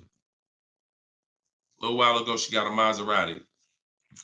Posted this in the group. It was a $91,000 Maserati. She ended up leasing it for $944, but I want to show you the money breakdown. Before she accepted that offer, she had an offer of 20 grand off right here. So she had an offer on an 86. So pay attention to this. $86,000 vehicle, they were taking 20 grand off for her. 20,700 to be exact. She ended up going and getting a $91,000 vehicle for $944 a month. So even a better deal. So she ended up saving more than 20 grand, more than 21 grand. Why is this so important? Because if she would have went in and got excited, she'd have walked into a dealer, walked in, and somebody would have said, all right, listen, I know you're serious. Today only, I'll knock 10 grand off for you. 10 grand. She probably never heard that in her life. $10,000 you're going to take off the price of the car. Yeah, I knocked 10 grand off. All right. Somebody who's not educated, someone who's not researched, rather, someone with no strategy. Let's go. Let's sign that. And telling our friends, you know, they took 10,000 off from me. Until we get 5 to 7 offers, we don't know what the best number is.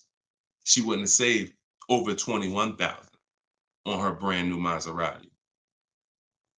So when we talk about this money is not hundreds. This money is thousands. Some of you, if you're buying luxury cars, tens of thousands, 5-figure deals that you are going to just leave on the table. Going in, that's some 1990 joint. Oh, walk in, check in hand. Yo, I got a check. Who wants to sell me a car? 1990. You're doing the same things that someone in 1990 did. Let that sink in. So what do? You stay home, you get offers from home. Now, all of you who are like, Deshone, I want to do it your way. I don't want to have to figure this out. Give me the roadmap. That's my new digital book, Cars from Home, 7 Steps to Saving Time, Money, and Avoiding Dealerships. All my scripts are in there. My strategies for leases, my strategies for purchases, my strategies for used cars, the bank bidding war, where we make banks and credit unions bid for our loan. We guarantee all the money that we want to guarantee that there was not a dime that we could have saved when we make our car deal. And the only way that's going to happen is through bids. When I sell my car, not trade it, I get bids. When I buy my car, I get bids. When I get my loan, I get bids. You walk in with that check, man, that check won't be in your hand very long. So everybody could get the book for 75% off. It's normally $97. But in my TikTok bio, click the link in my TikTok bio. You won't leave the broadcast, so you could actually come and catch the last couple minutes of the broadcast. But go there as long as you get there before the timer. It's 30 minutes. Once the timer hits 0, it's back up to $97.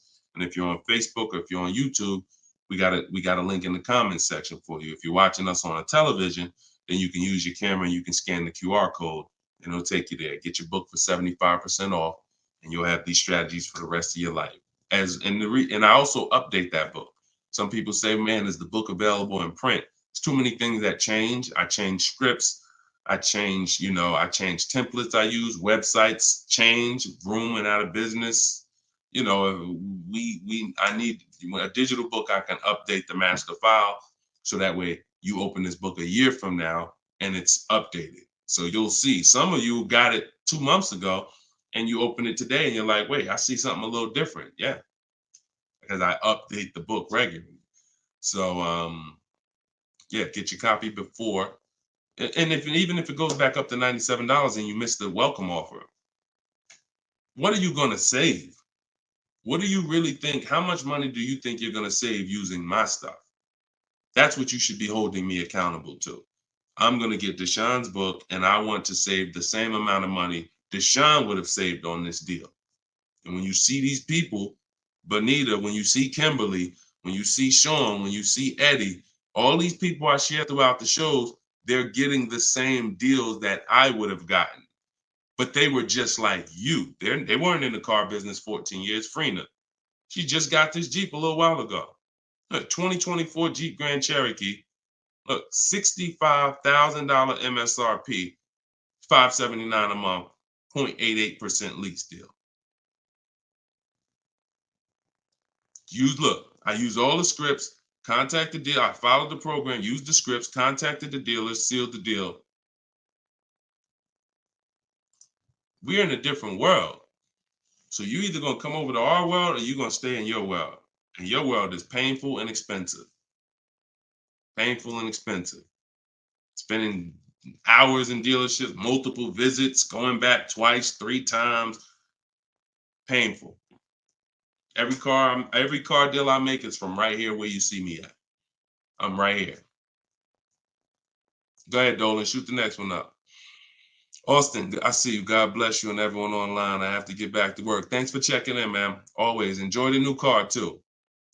Because my payment is due in 15 days. Enjoy, man. God bless you. Swagger from Instagram says, it's smart to buy the vehicle after leasing it for 3 years. No, it's a horrible idea. You've already had the vehicle for 3 years. You're buying a used car now. So leasing and purchasing is an entirely different philosophy. When we lease, we're getting great lease deals. We're driving vehicles for pennies on the dollar compared to people who purchase them. All those lease deals. You saw Frina, that same $65,000 vehicle is $1,100 a month. Someone is out there paying, unless they put up a ton of money down, they are out there with that same Jeep that Frina just picked up and they're paying $1,000 plus a month for it. She's paying $579. Why? Because they said they don't lease? Well, you go ahead with your non-leasing stuff and pay double what I'm paying. Now, if you're keeping the vehicle forever, 8, 10, 12 years, in my book, I created the 8-year rule. The 8-year rule is when you begin to win as a purchaser, because that's when the depreciation is going to cool off and make sense. You can get some of this money back because the person who's leasing is killing you. In terms of the money that's not coming out of their household compared to yours, they're killing you. So you now need to try to catch up one day. And if you catch up, the only way you catch up is you keep your car until the depreciation cools off 8 years, 9 years, 10 years, 12 years. And that's where you win. You can't do that with a lease. But keeping your car 6 years or 7 years is not anywhere near enough time for you to catch up to a person who leased and got these great lease deals. Because you're paying for the whole car. New car, used car, doesn't matter. A new car, you're paying thousands more than a person who leases. A used car, over 8 years, you're paying about the same money as a person who leases for a used car. So by the time you go and replace that car, if you kept it 8 years, your car's already 11, 12 years old, 13 years old. Person been leasing, been driving brand new cars. So there's no comparison. It's great lease deals are here, long-term purchases are here, and everyone stuck in the middle is just losing thousands and thousands of dollars. I'm sorry to tell you, but if I don't tell you, no one's going to tell you. You buying cars, trading them in 4, 5, 6, 7 years, when they're still depreciating heavily, you're losing compared to people who purchase and keep long-term and people who get great lease deals. You're losing thousands. If you buy your lease, now you're switching and saying, okay, why do I want to buy a used car now? Because that's all buying a lease is. Let's take let's take the aspect out of it that complicates it. When you are buying your lease, you're buying a used car. That is it. Except you don't have to go search for it. It's right there in your driveway already, and that's the only difference. So what makes you say I'm going to stop leasing to buy a used car? You'd have to be saying I'm ready to keep something long term, 8, 10, 12 years. So if you're ready to keep something long term, then buy it. Because you're going to need to be committed to keeping it long term because you've already been driving it for 3 years. You've already been driving it for 3 years. So where are we actually going? You're going to look up in 3 years, 3 more years, and you're going to say, Dad, I had this thing 6 years now. Now, if you're like most people who buy their leases out, you're going to take a 6-year loan. Because in order to get a comparable payment to what you were paying for your lease, you're going to need a 6-year loan. So now you're going to look up that, just so you know, 6-year loan plus the 3 years you leased it, that's 9 years. Same car. Same car. So you're paying on the same car for 9 years. And then you look up in 3 more years and you're like, man, you know what? I'm ready to get out of this. Still got 3 years of payments left. Only scenario where you can pay on a car for 6 years, turn around and still have 3 years of payments left is when you bought your lease. Makes 0 sense. Makes no sense. Unless you're keeping forever. That's a different story. You want to keep it till the wheels fall off, then buy the lease. It's the only way it's going to make sense because you're paying so long on a car, the same car, you better be keeping it long enough to have it make sense. And that's not 5 more years. Your loan ain't even paid off in 5 more years. Buying your lease is a horrible idea for most people. Horrible, horrible, horrible idea. And it's just because what you don't want to shop. You don't want to shop. You don't want to get in the market. Old strategies, you're scared. New way, sitting at home, get bids, let the deals come to you. Because that's what I see. I saw tons of people buy their leases for the last 3 years because they were just scared to shop. Oh, it's not now here. I don't want to. We've been making deals since the pandemic. Deals been out here for people who shop and know how to get deals. So unless you're changing your whole philosophy, I'm stressing to you how bad buying your lease is. All right. This one's Instagram. If I'm searching for a car, but I want a specific trim, should I search the entire market for only that car and the trim level I'm looking for? If I want a specific trim, that's the reason why I use the 25 to 5. 25 to 5 strategy in my book is what we do for new cars and leases. Because when you walk into 2 dealers, it's another reason about not shopping this limited way anymore. If you're shopping from 2 dealers, all you have is what they have. If 2 dealers don't have the trim, you ain't got nothing. When we reach out, we're connecting with 25 dealers online. So if that car is out there, I'm giving 25 dealers. I'm shopping out of 25 dealers inventory. So if no one has it out of 25 or only 1 or 2 have it, now I know that car is just super rare. Or maybe it's about to sell out. Maybe it's like that happens sometimes where like the 2024s are all gone, but the 2025 haven't come in yet. There's only a few 2024s left. But yeah, I mean, we shop wide. We shop wide.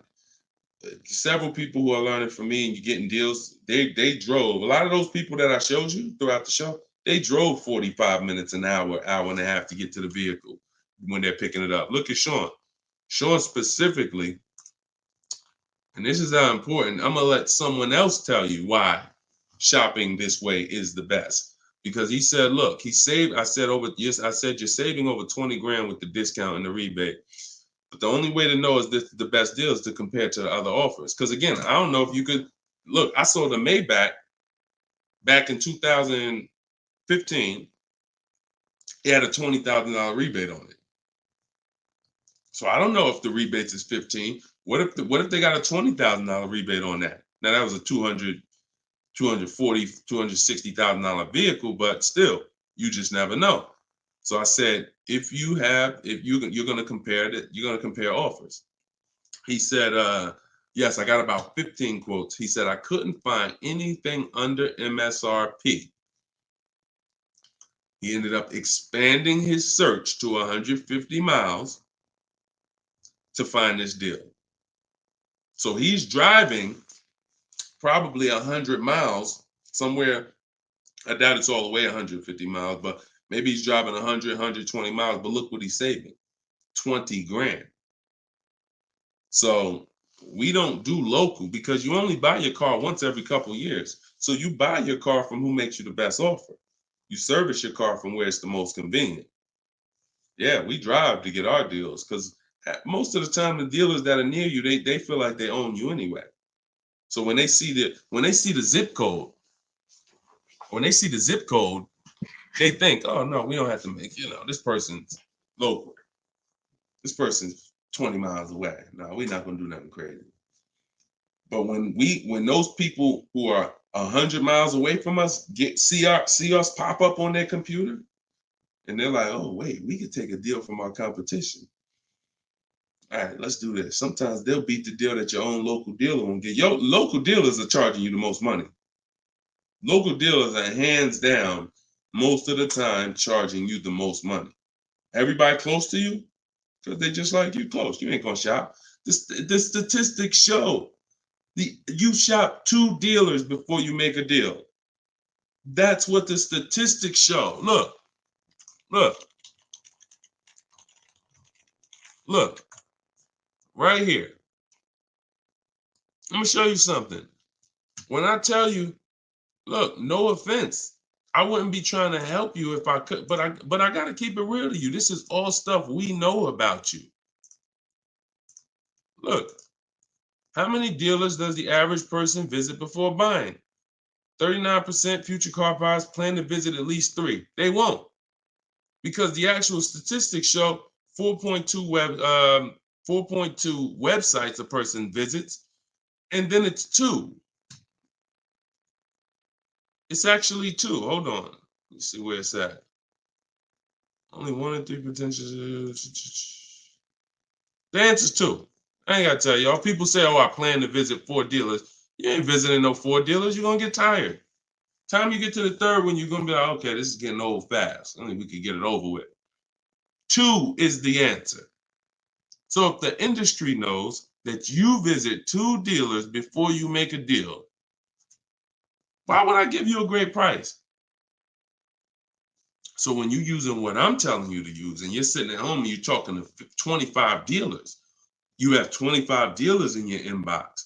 When you're sitting at home and you're looking at all the used car market in a 150-mile radius of you, oh, now you're not the normal shopper. The normal shopper is going to get the normal deal, market value or over market value. That's what normal shoppers get, depending on how bad you are, over market value, depending on how unaware you are. But market value, over market value, that's normal. People with strategy, multiple dealers getting bids, below market. That's the difference. We shop wide. This local is dead to us. Local is dead to us, and it should be dead to you. I want you to kill it.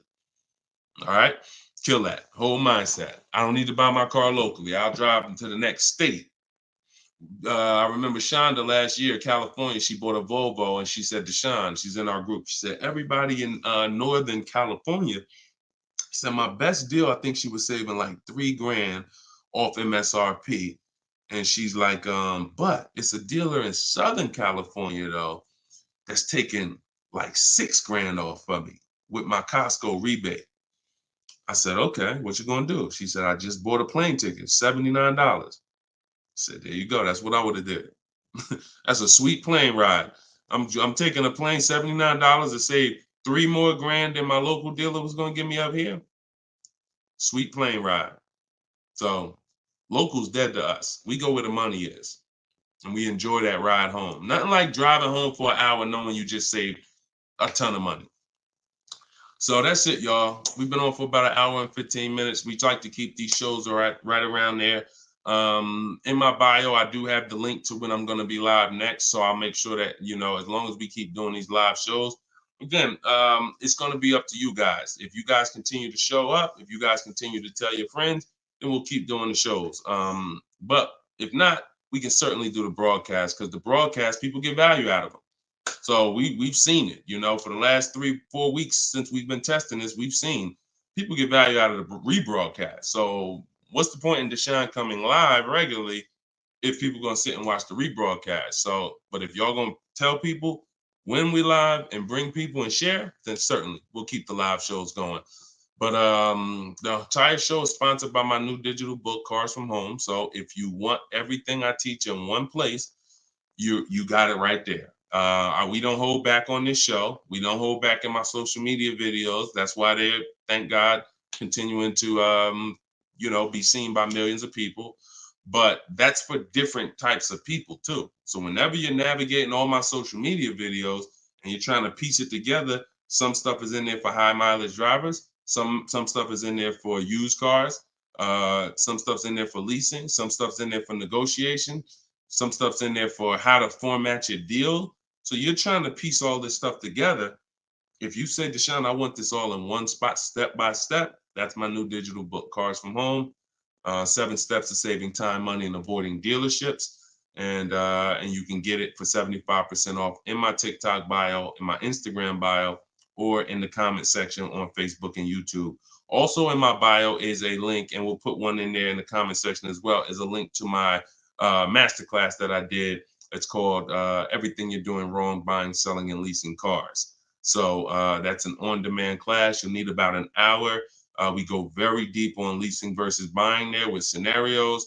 And I go over 23 mistakes that most of you are making. And, if you're going to really save money on your next car and every car, you're going to need to stop making those mistakes. So that is in my TikTok bio and my Instagram bio as well. And you can certainly just get in where you fit in. I make the information available. Get it how you want it. Just get it. All right. I'll see y'all on the next show. God bless you.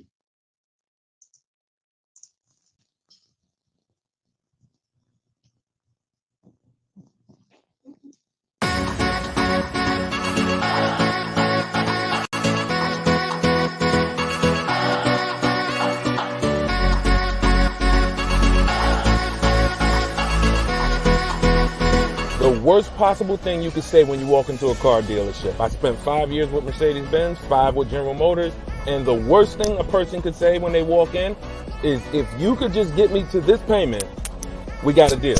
So your loan's probably still like 19, which means you got to pay to get out. You're upside down. It's called negative equity.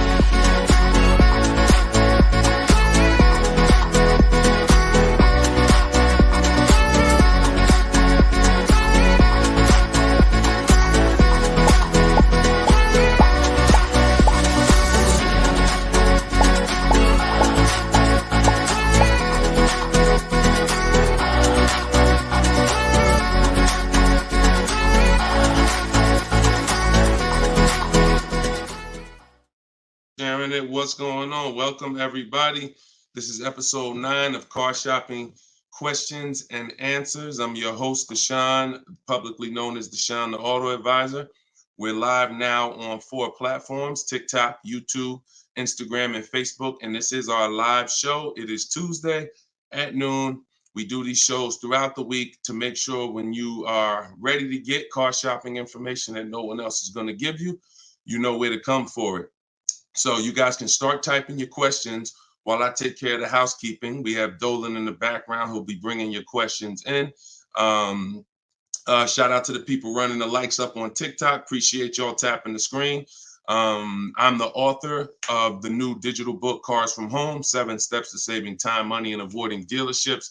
And I feel it's only right to start this show with 2 reports I got, which were great. I had somebody write us and talk about the deal they got on this 2024 Mazda CX-90. MSRP was $44,820. They got a $6,500 discount from home. Shout out to you, Tiffany. I appreciate it. This is what we do. And when we think, when we launched this live show a few weeks ago, my plan was my prayer rather was that people would take the book, use the book, write me your success stories so we can feature you here and feature your deals. These are below market deals. These are not advertised deals. And she got this by handling the process from home, getting multiple offers like we teach.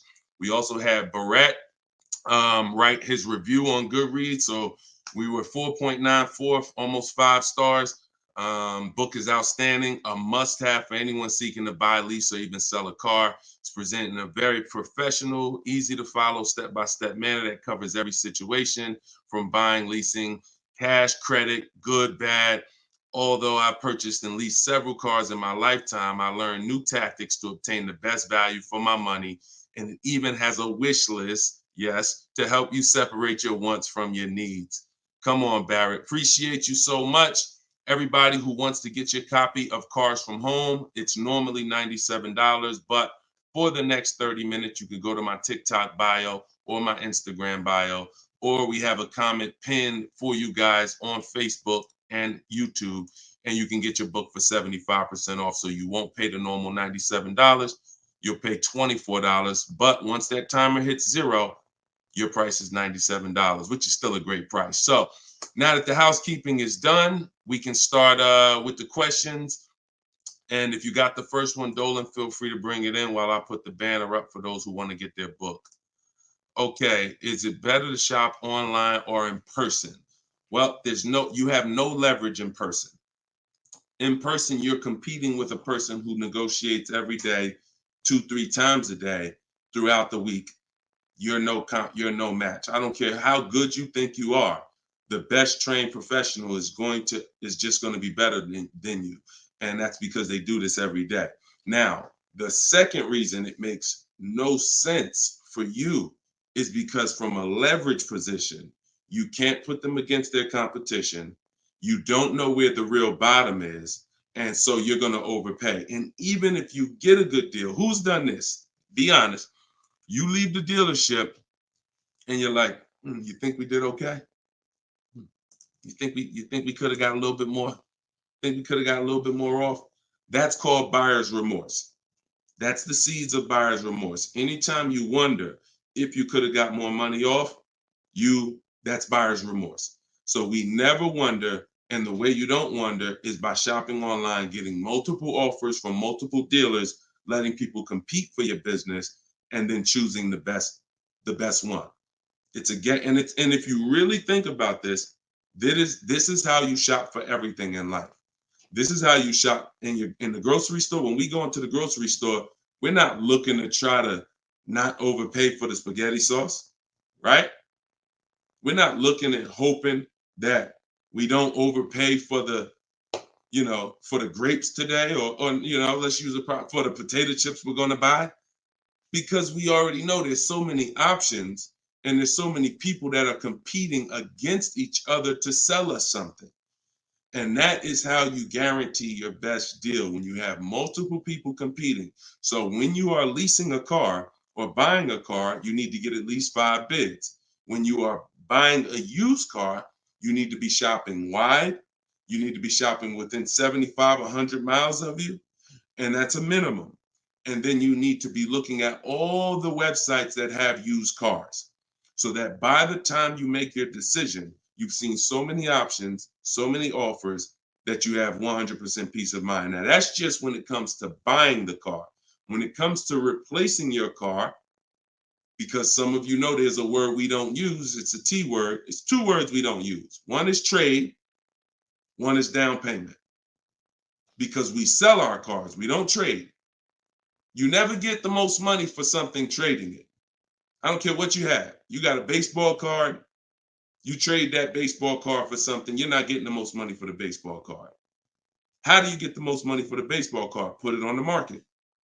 Put it on the open market and let the buyers come to you and see what the best offer is. Never going to be from a trade.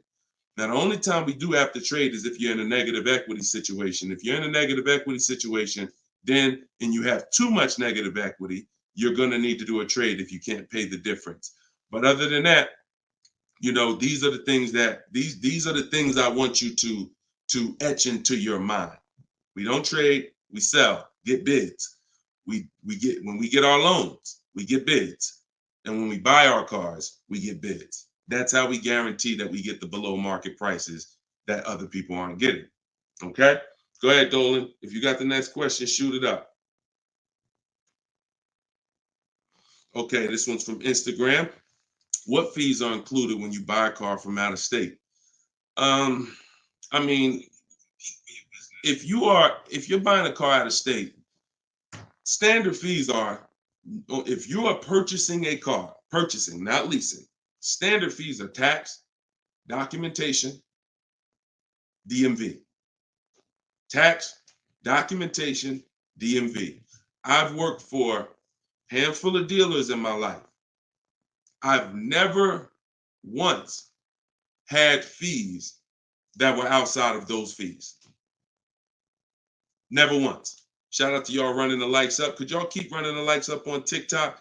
And shout out to the sharers. You know we appreciate you. Thank you for sending your friends. Thank you. Listen, you should at least be tagging your best friend. Whoever your best friend is, and hopefully we all have at least one. That's the person you should be tagging. They'll thank you. No one's gonna get mad at you for sharing my stuff with them. I guarantee you that. But shout out to the sharers. I appreciate y'all. So when you are, so that's an indicator. Any dealership that is making up these fees that have run rampant over the last 4 or 5 years, prep fees, marketing fees, internet fees, low jacks, we call that padding the deal. You know, you're just packing on stuff, and what you're doing is you're leaving yourself room to negotiate. We don't like to buy from those dealers because those are 80% dealers. I saw somebody ask yesterday on the show, what's an 80% dealer? We didn't get a chance to get to that question. 80% of dealers will overcharge you. It's a competition. So what you're trying to do is find the dealers who are the best prices. And the 20% are the great people. They're the honest ones. They're the ones who are not afraid to compete. These are the people we want to buy cars from. And so once you find the honest dealer, but you can't walk in to find them. You have to sort for them. Because if me and you are standing next to each other on the street and there's 10 dealers in front of us, and they say to us, 8 of these dealers are overpriced. 2 of them are the best price, but there's no label on them. What's the odds that we're going to walk into the 2 that are the best price? Not really that good, right? But if we're at home and we're talking to all 10 of those dealers at once, we're going to reveal who the 20% is. So that is our goal. Our goal is to always find and buy from the 20% dealers, and we let them come to us through online bidding, through online shopping, never through walking in and dealing. Because if you're dealing, as I said, with a dealer who has padded that deal so much, you go look at that deal and there's $4,000, $5,000, $6,000 in made up fees to pad the deal. There's no amount of discount you can get where you're going to get a below market deal. They've just set it up that way. I could take off $5,000 for you, make you think you won. You're still not below market.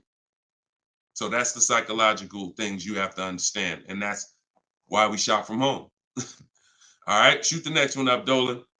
Great question. All right, good question. I see Instagram coming through with some great questions today. Keep typing your questions. TikTok, if my lease is expiring, can I go finance a new car? Is there equity in my lease? Well, the first thing you need to do if you decide, well, first of all, you got a little switched up there. It sounds like you're trying to go from a lease to a finance. That's not usually normal.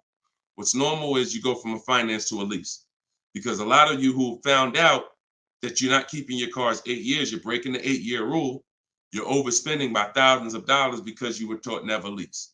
So a lot of you have found out over the last couple weeks of shows, or maybe you watch videos, or maybe you went to my masterclass and you found out that that was bad advice. Not only was it bad advice, it was very expensive. It has cost you more money than you should even calculate. It doesn't do you any good to calculate how much money you lost not leasing when you're not a long-term person. But that's the more common path, finance to a lease. To go from a lease to a finance is a different mindset. You go from getting cars, paying a very small amount to drive brand new cars, and then transitioning to a finance. So first step, my process is 7 steps. The first step is always to choose leasing versus financing. Good. Thank you, Mr. Silva. I appreciate you. Shout out to everybody tagging on TikTok. Appreciate you. That's the first step. I call that the most important question. So for everybody's on here who's car shopping, if you're car shopping now or you will be in the next 12 months, type me in the comments. Everybody who is car shopping right now, or you're going to be car shopping in the next 12 months, type me in the comments.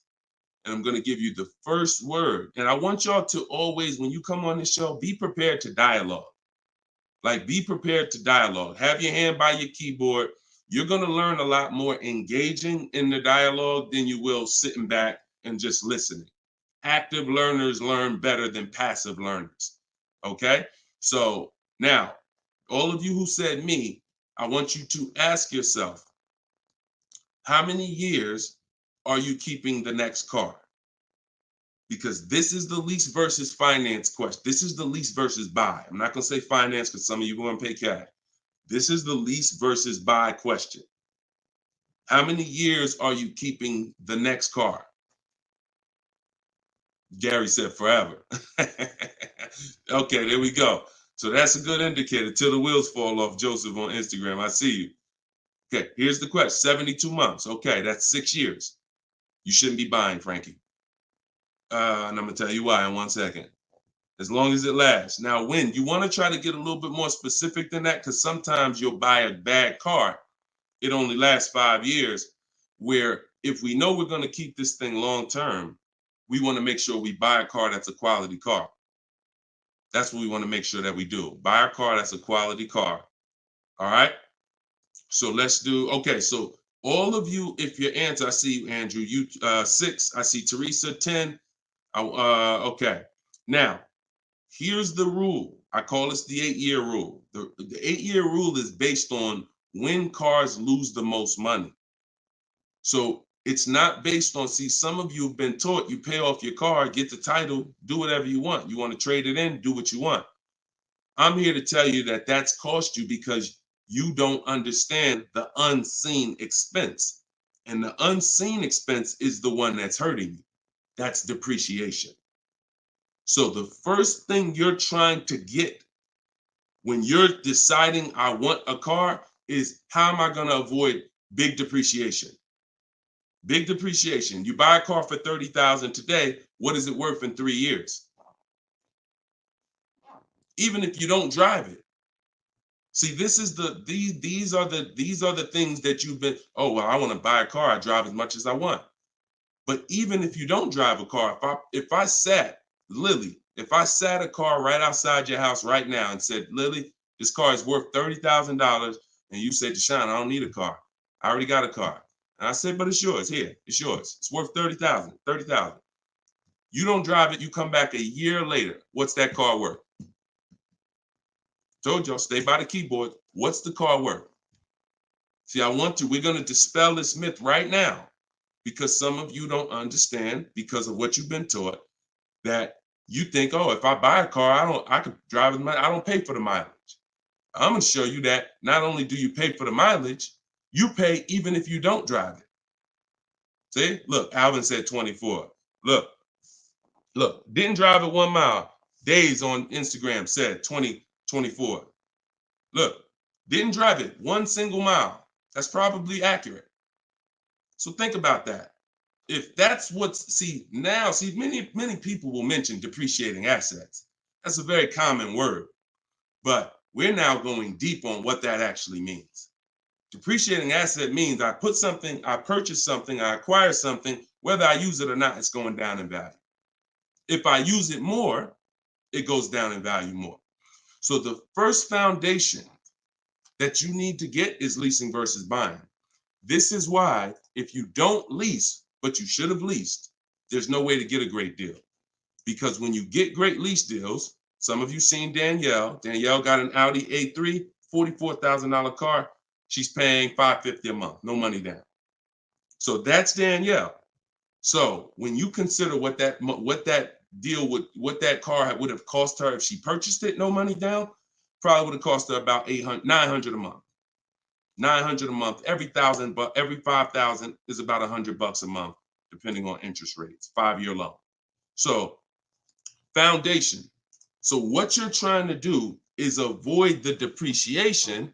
Y'all know when I break this out, y'all know what this means. Some of you, if you're new here, you may not know, but this is what this means. This is how your car loses value year 2, year 3, year 4, year 5, but then it starts to level out.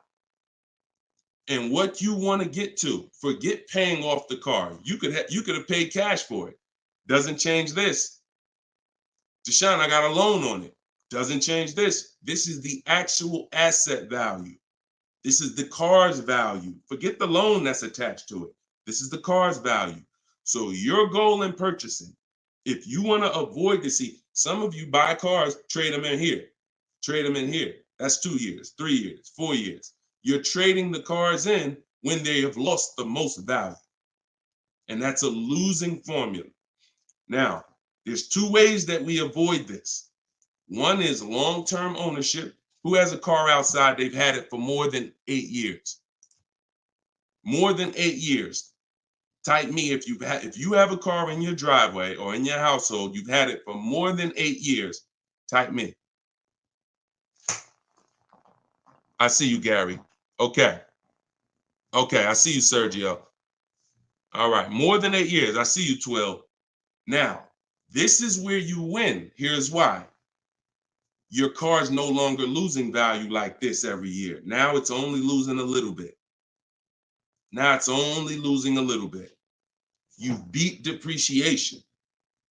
See, the goal with a purchase is to beat depreciation, not pay off the car. You could pay off the car and still lose to depreciation because you replaced the car in the early life cycle. So if you are not buying the car with the intent to keep it long term, 8 years, there's no comparison to a person who's leasing. So there's 2 sides. One is the people like Danielle. One of the people who are like, Deshone, I'm not keeping a car 8 years. You should be shopping for aggressive lease deals, not normal lease deals, below market lease deals. That's what I teach. Or you should be purchasing, getting great deals, below market deals on purchases, new cars, used cars, with the intention to keep them long term.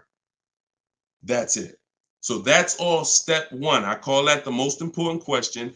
That my book is broken down into 7 steps. It's called Cars from Home, 7 Steps to Saving Time, Money, and Avoiding Dealership. Step 1 is the most important question. That's what we just hit on. It's the leasing versus buying, because you need to pick a side and you need to have a long-term plan based on what side you're picking. You can't be stuck in the middle. Stuck in the middle, you're going to lose all the money. You lose all the money stuck in the middle. Purchasing cars, flipping them in 3, 4, 5 years, you're losing all the money. Buying your leases out at the end, you're losing all the money because you're mixing the 2. Lease or buy long-term. This in the middle right here, that's the danger zone. Everybody clear on that? If we're clear, type clear. If we're clear, type clear. All right? This is Monday's live show. But wait, what day is it? This is Tuesday. Tuesday's live show, 12 o'clock. So whenever y'all don't see the banner on the show, then you know it's live. If you see the banner that says when we're live, then you know it's one of our rebroadcasts. But if you don't see the banner, that means we're live and you can start typing questions. All right, clear. All right, everybody's clear. Now let me hit the second part of Frankie's question. Okay, and for those who just came on, everything I teach is out of my new digital book. It's called Cars from Home. And you all can get it for 75% off. It's normally $97, but in my TikTok bio, in my Instagram bio, and in the comment section on YouTube and Facebook, we put the link there for you so that you can get your copy for it. You won't pay the normal $97, but you only got 30 minutes. It's a welcome offer. Once that clock goes down, to 0, your price is $97, which is still a great price. You saw how much money Tiffany just saved on her new Mazda, just using what's in the book. Saved herself, I think, $6,000. So go ahead. Oh, no. So, and then you move into the equity assessment. So once you decide, Frankie, which you already said you're only keeping the car 72 months, you should not be purchasing. Because if you purchase, we already went to what's going to happen. You can't win keeping that car 6 years and then replacing it. So you should now be doing your equity assessment, which is calling your bank, get your payoff, and then you're going to go to the cash buying websites. Don't use algorithm sites because they're worthless. Car Guru, Sell My Car, CarMax, Carvana, Driveway, AutoNation, Sell My Car, AutoNation, Sell My Car. 6 offers, 3 are from dealers, 3 are from online buyers, and these are the best offers you're going to get. They'll cut you a check the same day. That's our bidding system. That is how we do our equity assessment. We do not trade our cars in because we're not going to get the money that they're worth trading, which I hit on earlier. All right. I know we got a lot of questions being typed. Dolan, you can shoot the next one in. Okay, this one's from Instagram. I'm looking to lease a GLS 450. Does Mercedes have any third-party restrictions on selling your lease? So I wouldn't concern myself with that. I'm going to tell you why. That's like trying to think about the purpose of equity on a lease is a bonus. Shout out to y'all running the likes up on TikTok. Appreciate y'all. If y'all could keep tapping the screen every couple minutes, if you could just give it a little tap, tap, tap. That just keeps running them up. Just every minute. Every time you hear something and you're like, oh, that was good. Tap, tap, tap. And it'll just keep the likes running up. Keep TikTok notified of what we're doing over here. So you never want to base the car you're going to lease on if it's going to have equity at the end. The benefit of leasing is driving cars for pennies on the dollar compared to what people purchasing them. And you're avoiding depreciation that people purchasing the vehicles are going to take. That's the benefits of leasing. Now, there's a lot of other benefits too. I mean, you're driving a new car. You're under warranty most of the time. Depends on how many miles you drive.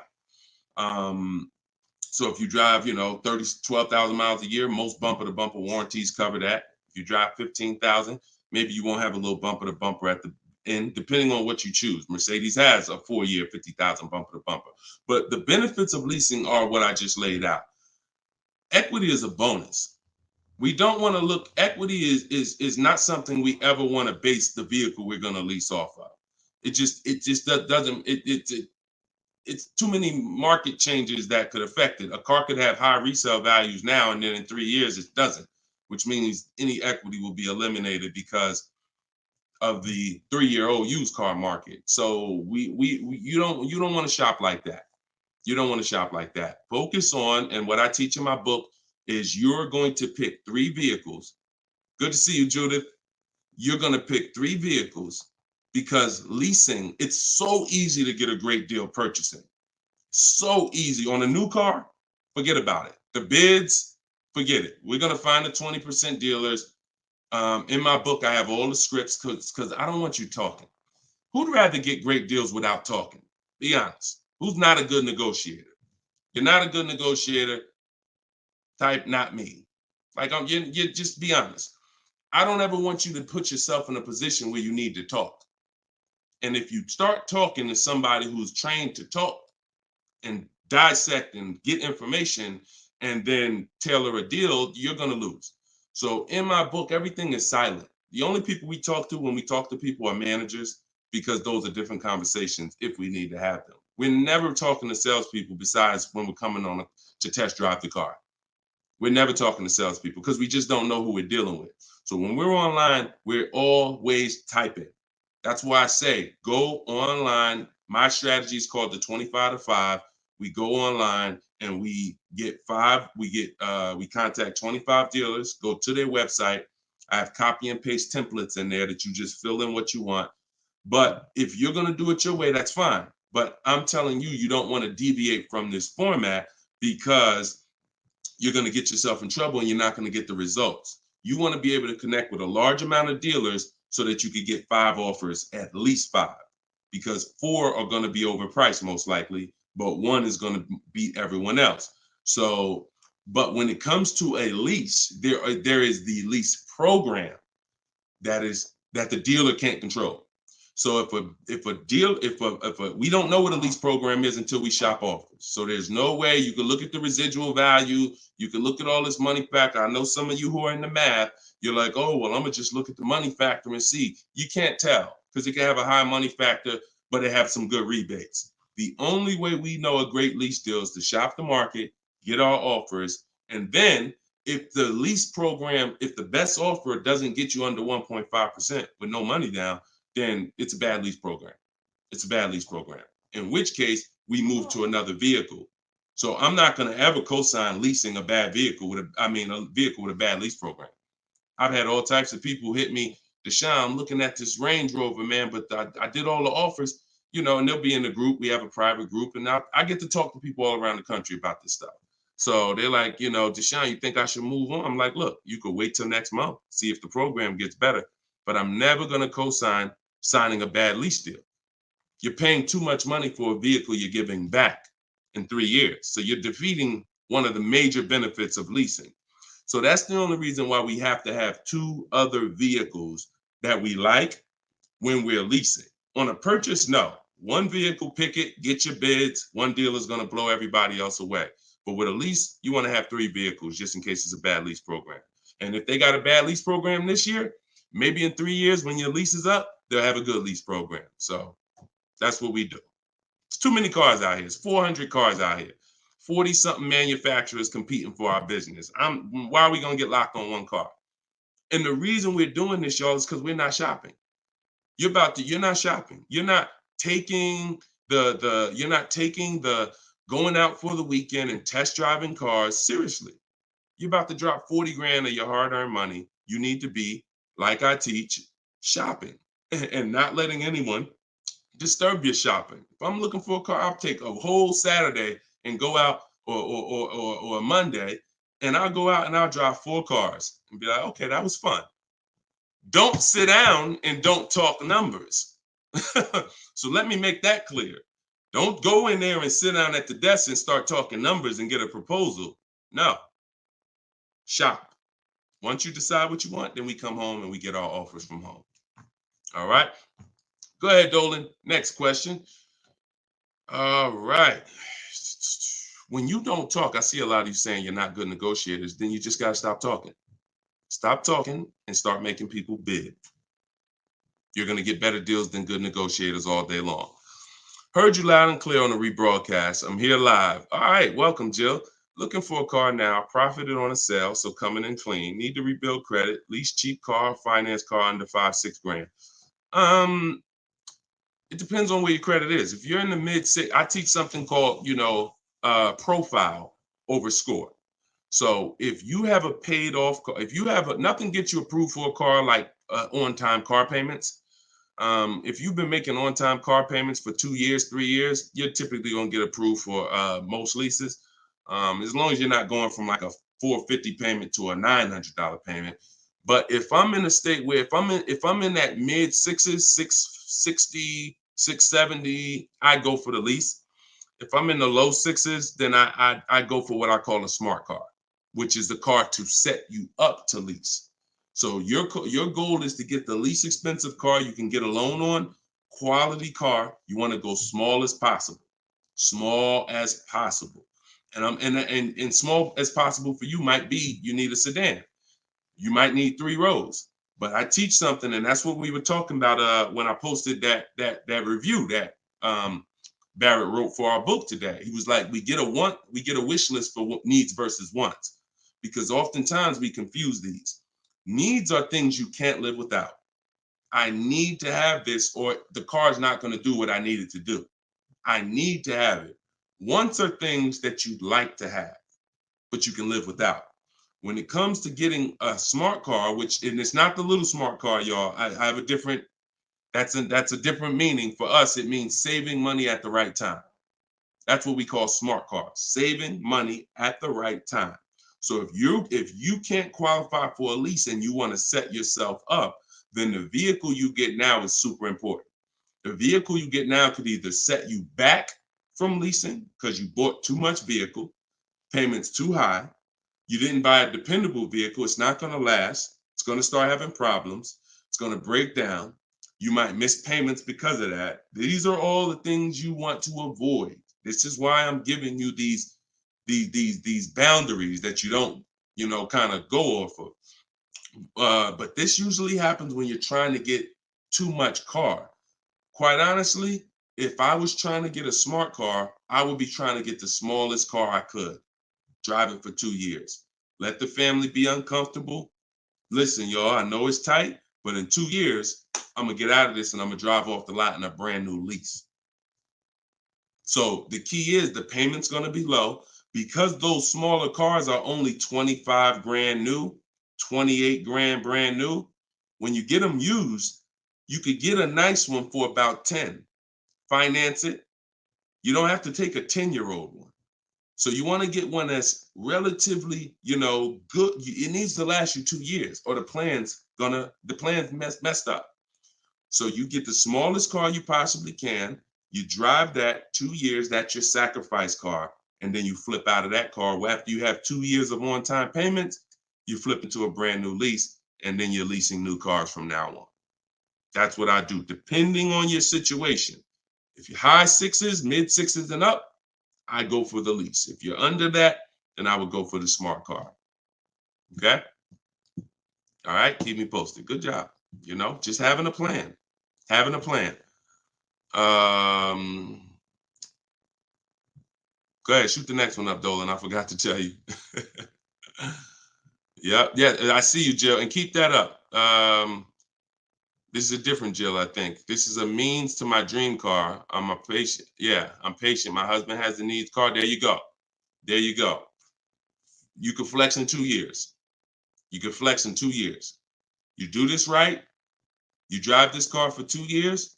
You don't miss any payments. Make sure when you're buying a $10,000 car and you finance it, payments are $250 a month for 5 years. You don't have to take a 6-year loan. You don't want to take a long loan on a smart car. You want to take a shorter loan, pay $250 a month. Now you're not going to miss those payments. Max at 300, depending on the interest rate, could go higher, 325. But the point is that's affordable. So it's not going to mess up the plan versus you trying to pull out in a $25,000 used car with a high interest rate. Now your payment's $575 a month. You get what I'm saying?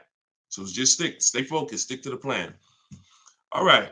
This is another Jill from YouTube, I believe. Buyout is, go ahead, keep that one up. Oh no, I saw that one. Get the one you just had up, Dolan, from the other Jill. Yep, thank you. So buyout is $36,000 on my 2023 Audi Q5. I want to lease a Range Rover Sport. Should I sell on my own or turn into the dealer? Doesn't look like, and I'm just going to tell you, this is not usually when we do an equity assessment. Now, if you can get out, break even, great. You're driving a 2023 Audi Q5. I don't know who told you that you could switch cars that fast, but it doesn't happen that way. And so the only time in history that we've been able to switch cars that fast is when there was a once in a lifetime seller's market, 2021, 2022, 2023. Once in a lifetime. Chip shortage, every single car was worth 5,000, 7,000. To some of the trucks were worth 10 to 15 grand more than they would normally be worth. Now, I told people back in 2020 that 2021 that was going to come to an end, and don't get used to this. But I told everybody who would listen, you need to cash out now because your vehicle is never going to be worth more today, never going to be worth more than it is today. But that's over. So if you may have cashed out, some people, you sold a car. If you sold a car back then, you can type, type dollar signs. If anybody sold a car from 2020 to 2023, and you got crazy value for it. Some people were like buying cars, and 2 years later, they got all the money back. I did that twice. I leased a brand new Jeep, 2018, and I sold it in 2021, and I made $8,900 after I drove it for 3 years. And my mother, I helped her sell her Mazda CX-5. She was a low mileage driver, and I helped her cash out. She made $10,200 after she drove it for 3 years. Made a video. I recorded her and my dad. They couldn't believe it. They couldn't believe that they drove a car for 3 years, turned around and sold it, got every single dollar they put into it back. And he was like, all right, man, I'm looking forward to doing this again. I said, Dad, this ain't gonna happen again. So enjoy it. You were part of a once in a lifetime market where you cashed out and you won. But we cannot base our strategy anymore off that. That's over, and you'll get in trouble financially trying to do this. So there is no setup where you could buy a car or lease it and in a year, 18 months, trade it, replace that car. Just not. Because we already talked about earlier, let's take a $50,000 car. A year later, if you don't drive it 1 mile, what's it worth? Didn't drive it 1 single mile, just parked it right outside your house. 43, 44, max, absolute max. So when that car is losing value like that, whether you bought it or leased it, the asset, it's what the car is worth. Forget about the finances attached to it. You can't, and look, if it's a Jeep Wrangler, if it's a car that has a high resale value, like a Jeep Wrangler or a G-Wagon, these are top 10 best resale values in the world, then all I'm gonna do is after I lease it, I'm just gonna sell it and I'll make the equity. But I'm not going to look to trade that car or replace that car in a year, 18 months, break my lease contract. Now you do your equity assessment, Jill. Call your leasing company, find out what your payoff is. You said it's 36. Now, if you can get offers higher than 36, then you can get out. Very simple. So get the offers from the companies that I mentioned about 15 minutes ago. I laid out the 6 companies. But when you lease, though, you must put no on those websites. It's going to ask you, do you have is the vehicle owned, leased, or financed? You want to put owned, because something triggers on their websites. They think every lease has a third-party restriction. Most of them do, but if you just want to find out what the market value is for your car, and if you could get out and make some money or break even, then yes, you can jump out, no problem. But if you see that your buyout is this and all the offers are below that, then what you're now about to do, even if you say, because some people will say, all right, well, I'm gonna walk in the dealer, see if they can work a better deal than that. No dealer is going to give you more than the online buyers. So if you run those online quotes and all of them are less than your payoff, all a dealer is going to do is take the negative equity and the desperation for you to get out and roll that negative equity over to your next vehicle because you're desperate to get out for no reason. So that's the real. You can do what you want. I would suggest you don't get out of your lease. You don't break a lease contract until you can financially do it, which means I can break even, I can sell, and I can get equity, or either break even. Break my contract, but I'm not coming up with a dime because a dealer bought my car and I'm out of this thing. That's the only way I'm breaking a lease contract. I'm not rolling negative equity. I'm not going to create negative equity in a lease to get out of a lease early for no reason. It just doesn't make financial sense at all. All right, no problem, Jill. Happy to help. Happy to help. Okay, so that's step 2. See, the equity assessment step, guys, is so important. See, because it's the foundation of our deal. So when you look at step 1, the leasing versus buying question, how many years do you keep in the car? 8-year rule. That's step 1, super important. Foundational of your deal. As I said, you can't get a good deal if you purchase, but you should have leased. Impossible. You got a bad deal. I don't care how much money you get off. Now, second step is if I have a car to replace, I got to do an equity assessment because I need to know, is this car that I'm in going to be going to prevent me from making a move right now? Too much negative equity, I'm prevented from making a move right now. If I can get out, make some money, now I got some money. I can sell. I can put money in my pocket, put it in my bank. That means it's an asset. It's a blessing to me. So your car that you're in could either hinder you from getting a car or it can help you get the next car. That's why we always do the equity assessment before anything else. All right. I don't know why I'm frozen on Instagram. All right, go ahead back in, Dolan. Next question. Okay, now I'm back. I see. I'm just monitoring Instagram. Okay, and just so y'all know, everything that I'm teaching is out my new book. And look, I want to show y'all this. And before, keep that question up. Look, here we go. Boom. Look at that. 4.94. Thank you to everybody. We're higher now. I think we're up to 35 ratings, 28 reviews. So thank you to everybody who's reviewed the book on Goodreads. Appreciate you. And thank you for everybody who's using it. Make sure you are writing me with your success stories. Show me your deals so that I can post them just like I posted Tiffany's deal. But everybody can get the book. You can get yours for $90. It's normally $97.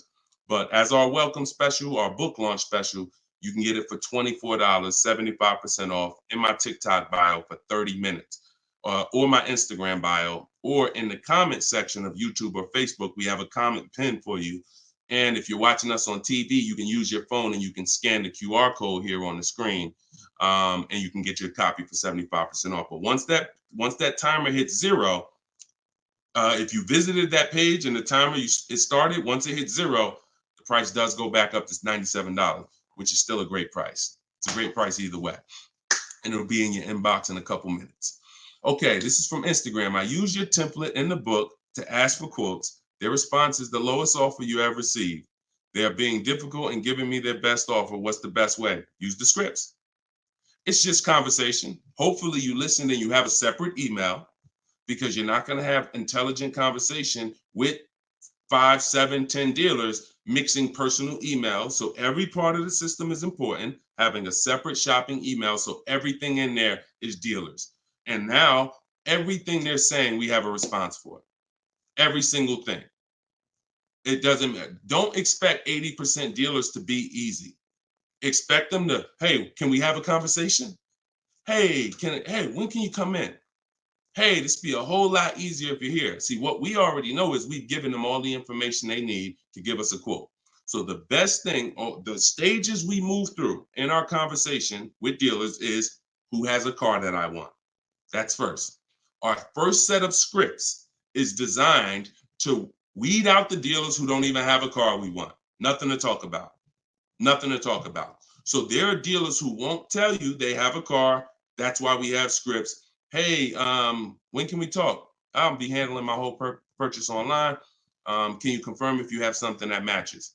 Every one of my scripts ends with a question. If you're not going to use my scripts in my book, then you make sure every email you write should end with a question, never a statement. So what you're sitting at home and you are copying and pasting. Very simple. Everything they say, we have a response, because I use those scripts. I'm from inside the dealers for 14 years. I know those scripts. Hey, it'd be easier if you were here. Hey, we only do business in person. Hey, when can I get you on the phone? I promise it won't take long. All of the stuff they're going to say. Hey, we only quote in person. None of the people I'm talking to have said that. So should I remove you from my list? Always ends with a question. So your expectation may be, you thought by sending all the scripts, you were just going to get, oh, quotes coming in, everyone doing this. No, that's why we have scripts, because we keep the conversation moving forward.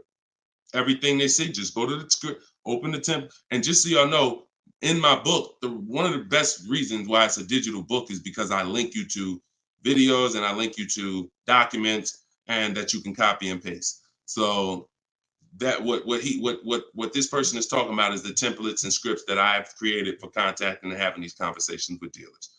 So, but everything you are doing, everything they're doing is very predictable. You just change your expectation. I'm going to talk to several people and I'm going to weed this down to 5 offers. And out of the 5, one of them is going to beat everybody else. And then I'm going to use my counter offer calculator that Deshone made to send the counter offers and close my best deal. Take all the emotion out of it. Take all the emotion out of it. You should be emotionless. Nobody can hurt you. All right, you're at home in your living room. All right, go ahead.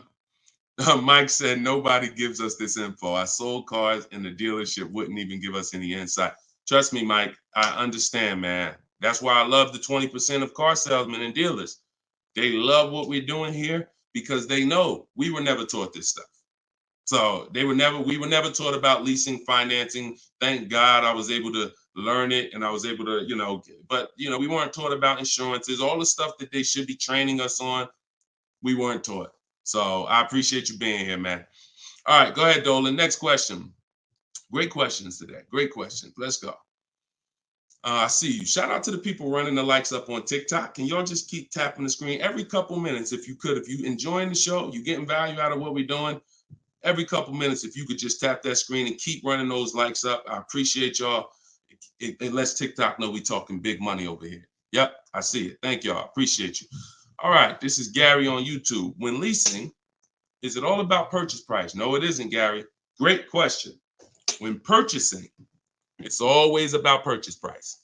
All in, out the door, tax fees, everything included. Purchasing is always.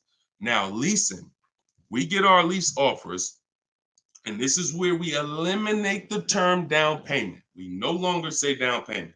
I want you to eliminate that word, those words from your vocabulary. You want to replace them with total out of pocket.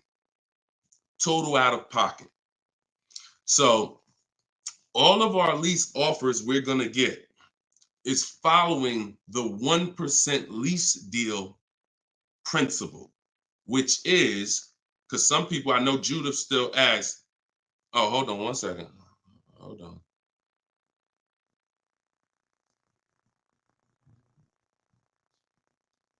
Okay, I think my wife's headphones hooked up to the broadcast here.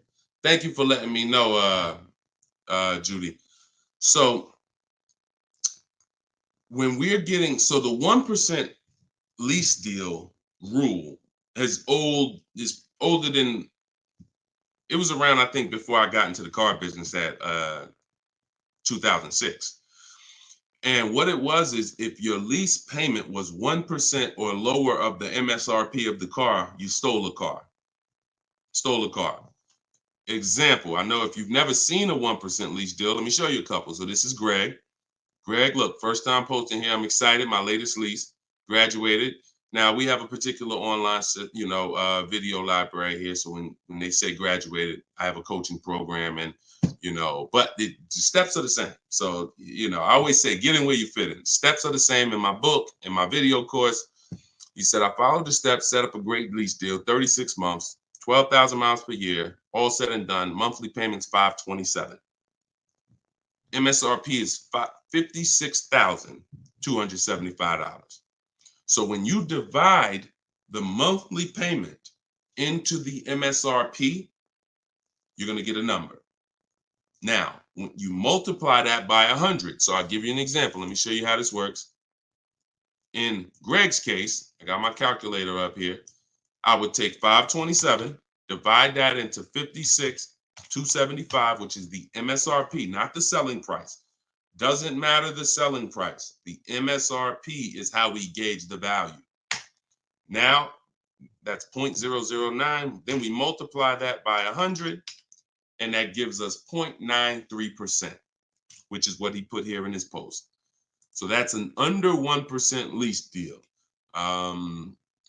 Look, it was a steal. I think someone messed up on the paperwork. No other dealer came close. There we go. Same thing with Freena. Freena just got a Jeep a little while ago. Look, her deal was better than his, my God. But it's a better lease program. Jeep had a better lease program at the time. So, I mean, she got a $579 a month lease on a 65,950 Jeep Grand Cherokee hybrid. Out of control. So this is how we're shopping. You want to follow the format of the 1% lease deal, which is I shop with 12,000 miles per year. If I'm doing 18,000, I'll adjust it later. If I'm a high mileage driver, who's a high mileage driver? You drive more than 20,000 miles per year plus. Who's a high type HM if you're a high mileage driver? All right, type HM. You adjust it later. 25,000 mile a year lease. You always shop with 12 because that's how we judge. I see you, Mr. Silver. That's how we judge. I see you, Ado Johnson. Or no, AD Johnson. Sorry. So still going to, this is still Gary's question. This is why we're not focused on the purchase price when we're shopping lease offers. We're focused on looking at the formula that we use to judge a great lease deal. And everything we do, I have 3 rules. 1% lease deal, I didn't make it up. That's a steal. In between 1% and 1.5%, that's a deal, because that's still better than a purchase. It's still great value. When you compare it to someone who's purchasing, they're paying tons more. Even somebody who didn't get a steal, because the lease program has to be there to get a steal. They got to want to give away these cars. They got to have great incentive, great, everything has to line up, stars in the moon, and then we get the dealer that's going to give us the biggest discount. If it's under 1%, that means the lease program was incredible. But a good lease program, great lease program, will still get you, when you shop your offers, in between 1% and 1.5%.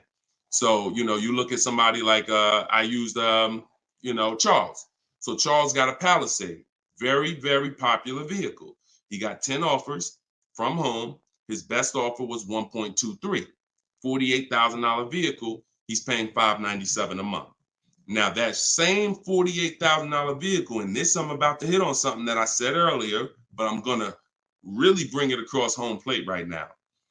It's impossible to get a great deal when you purchase, but you should have leased.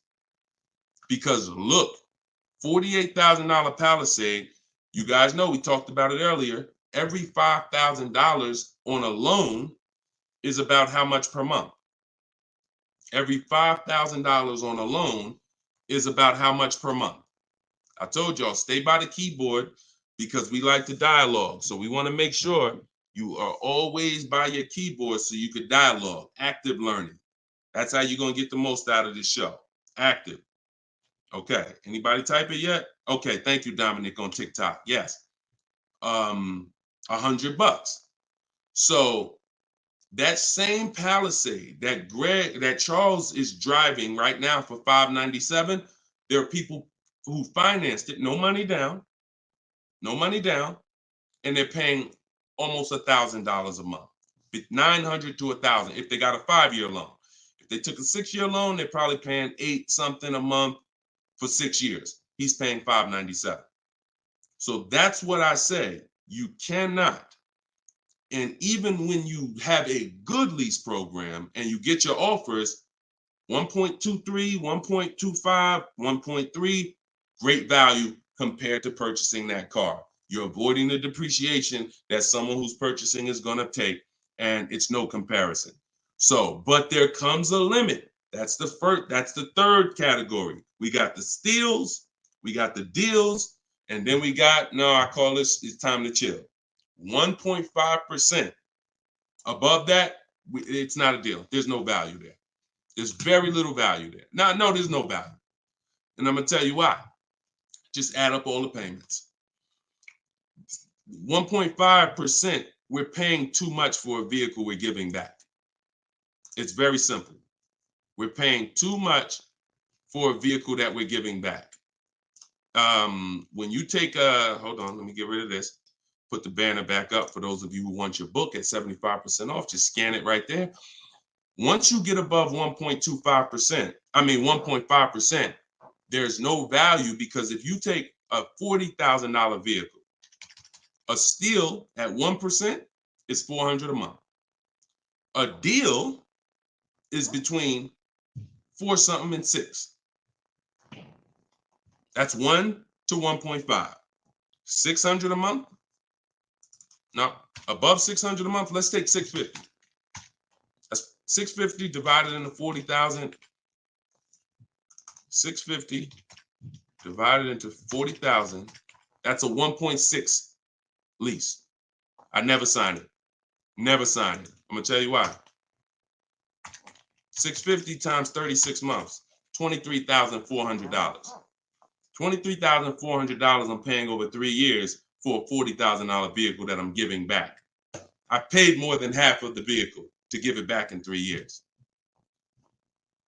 So those of you who always wondered what the 1.5% rule, I had to create it, because the 1% rule, a lot of savvy people knew about it. But I noticed There was no threshold for when a bad lease deal. When are we at a bad lease deal now? We know what a steal is, but what's the bad lease deals? And when I started looking at the comparison to purchasing and then the giving a car back, once you get up above 1.5%, there's no value in leasing that vehicle. Next. Clear? We don't sign bad lease deals. Only time we did that, I'm gonna tell you something. All through the pandemic, I had people making 5, 7, 10 grand. Kid you not, hundreds of them. If they were making that kind of money selling their leases, then that was the only exception. Some of them will take a 1.6 lease, put money down. Some of that big equity they had that they didn't even know they were going to have, they would put it down to lower their payment. But that was the only exception back then. I never co-signed somebody doing it now. Okay? There we go. Gary, Gary, in my TikTok bio, are you on my email list? Send me an email. You want the whole, you just send me an email and we'll make sure we get you in. And that's a special price, and I'll get you the special price to join us. Okay. I don't know how, can we communicate on YouTube? I don't think we can. I think we can only communicate. If you follow me on any of the other platforms, Gary, YouTube, TikTok, Facebook, Instagram, they allow those direct messages and we'll be able to see you. Just send me a message and I'll get you I'll have the team find some special link to get you in at that price. All right. MSRP, Todd, is always the bottom line. Okay, this is a great question. Hold on. We'll pull another question up, but I want to do Todd's question he just asked right here. He said, do you include freight and handling in the MSRP calculations? That's a great question. Very common. Let me show you this. When you are looking at the MSRP, y'all, leases and purchases of brand new cars, used car purchasing is different. But when you're shopping, we're always shopping based on the MSRP. So let me show y'all this. I'm actually going to save a window sticker right now, and I'm going to bring it onto the show. Hold on. All right, so let me go here. Boom. Check this out. All right, here we go. Hold on. It's loading. Boom. All right, so here's a window sticker. Now, these numbers can be a little confusing. We want to go right there. Right there. Total MSRP is all we care about. Right there. Total MSRP. Because you do pay for destination to get the car from the factory to the dealership. That's included. Like that's we pay for that. So it's no problem. We need to know. You don't want to account for any of these numbers up here before the option. It's always the bottom line MSRP, total MSRP. Now, if you ever see an addendum next to a window sticker, you see a handwritten addendum or a typed addendum that takes this total MSRP and it gives some other stuff next to it, we pay no attention to that. And in my case, if you're using what I'm teaching you, you would never even be talking to that dealer about getting a quote until you got home. So even if you go, the only time we would actually even see that particular dealer, that particular window sticker, is if we showed up to test drive the car and that particular one that we test drove just so happened to have the addendum on it. That's the only time we'd even see it. Quite honestly. It's no way, it's not even something, because we never talk numbers in the dealer. Your leverage is at home. Everything I'm teaching you is your leverage is at home. You can talk to multiple people from home. You can get bids from home. You can put people against each other from home. You're in control from home. You lose all of that sitting down at a car salesman's desk and going back and forth one-on-one. You can see the whole market at home. See, we get below market deals. I want you getting below market deals. There's no way for you to get below market deals without seeing enough offers to know the market. I can never sit down across the table from a car salesman and get a below market deal because I don't know what the market is. I only know what your price is. And every single one of your competitors is going to offer me a different price. Some higher, some lower, depending on who you are. And so I can only expose that information by being at home. But yes, everything we are doing is always based on that total MSRP, and that's how we do our calculations. Okay, great question. If everybody's getting value out of the show, could you type some dollar signs? Just type a dollar sign if you're enjoying the show so far. So if whenever you see this show, if you see the banner above us, then this is a rebroadcast. But if there's no banner, then we're live. So you can ask your questions, but you can always make sure that I always want to make sure that you guys have access to the live shows so that you can use them. But even the rebroadcast, if you're sitting on watching the rebroadcast, you're going to get the same value pretty much as somebody here live, because somebody's going to ask the same question you had. I can almost guarantee it. So I'm glad. I see a lot of dollar signs. Perfect. I see a lot of dollar signs. If you haven't subscribed to us on YouTube, please subscribe so that you can keep in touch with what we're doing here. And certainly, good job. I'm happy everybody's getting value. Go ahead, Dolan. We got a few more minutes. Post another question. Great questions today. All right, this one's from Instagram. I haven't had any car leases on my credit before. How likely will I be able to lease an $80,000 car? I have great credit. If you got great credit and income, then you could go for it. Great credit and income, you could go for it. Whether you have the car. Now, I'm going to tell you something. Mercedes did not want to be people's first lease. So there are snooty brands out there. I cannot tell you that because BMW may not be that way. Audi may not be that way. Range Rover may not be that way, because I think Chase does their leases. So, but when it comes to Mercedes, they didn't want to be your first lease. You really had to have some type of comparable credit. But if you have great credit and you have the income, then certainly I'd be going for a lease. No doubt about it. No doubt about it. Just like the chicken and the egg, you know what I mean? Like, which comes first? Or it's better is the job and the experience. You can't get a job without experience. You can't get experience without a job. So in this particular case, somebody has to be your first, lender, and most of them will. Yeah, most of them will. You know what I do too? One more thing. I have this in my book too. Just so y'all know, every little detail is not left out, because I've been doing this since 2006. I've heard every question, and I knew every question has a place. What I do, if I'm you, is before I even shop for a car, if I don't know for sure, even with great credit, if I could get approved, I would call and I'd ask for the finance manager, and I'd tell him my situation. And I say, hey, look, you know what? I got a 740 credit score. I make this a year. I never leased before, but what do you think? And if a Mercedes finance manager would tell you, nah, it's probably not going to work with Mercedes. But someone else would say, nah, that's fine. So that way you don't even waste your time getting all your offers just to find out that this is one of the snooty leasing companies. All right. All right, there we go. All right, shoot the next one up, Dolan.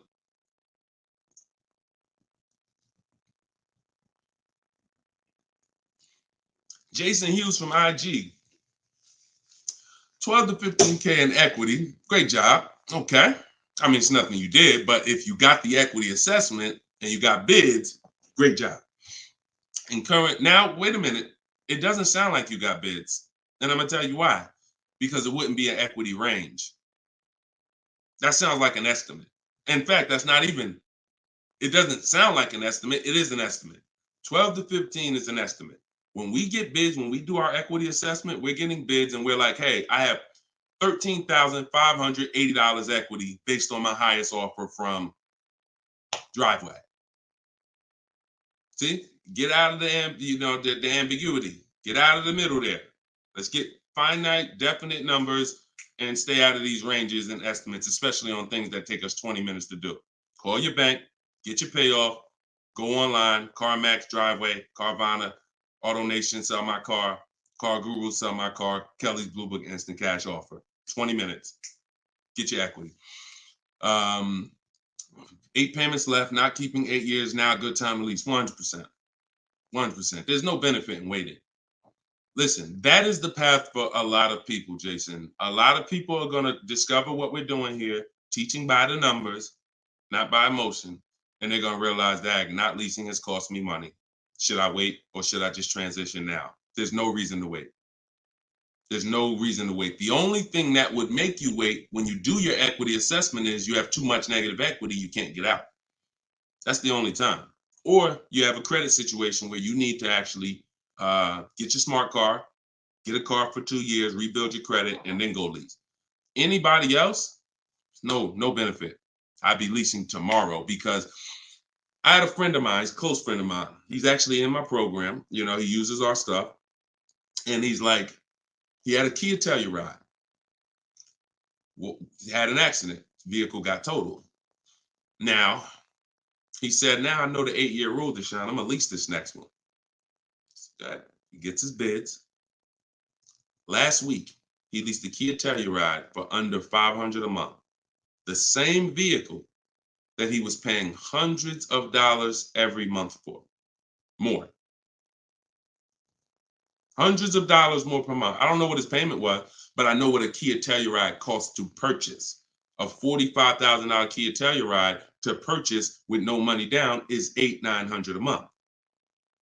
So he's literally under $5, no money down, when he was just paying hundreds more than that. So you're in the same situation. No point in waiting. Transition to a great value lease. Get your offers. You wish you could. You wish you would have did it sooner. All right. Go ahead. Next question, Dolan. Car brands will no longer offer V6. Buy the lease. Let me talk to this question on TikTok. Not right now. Get the next one. Go ahead, Dolan. Put the one you're going to put out. But get that question that this person just posted about car brands no longer offering V6s. Should he buy the lease? If you have one ready, though, put that one up. Deshone, will your book work for both lease and buy? Well, you know what? Let this person answer that for you because we just got this review. This book is outstanding. This is Barrett. And you can see all our reviews on goodreads.com. Must read, must have for anyone seeking to buy, lease, or even sell a car. It is presented in very professional, easy to follow, step-by-step manner that covers every situation. Every situation. Does your situation, Keith, fall under every? If so, we got you.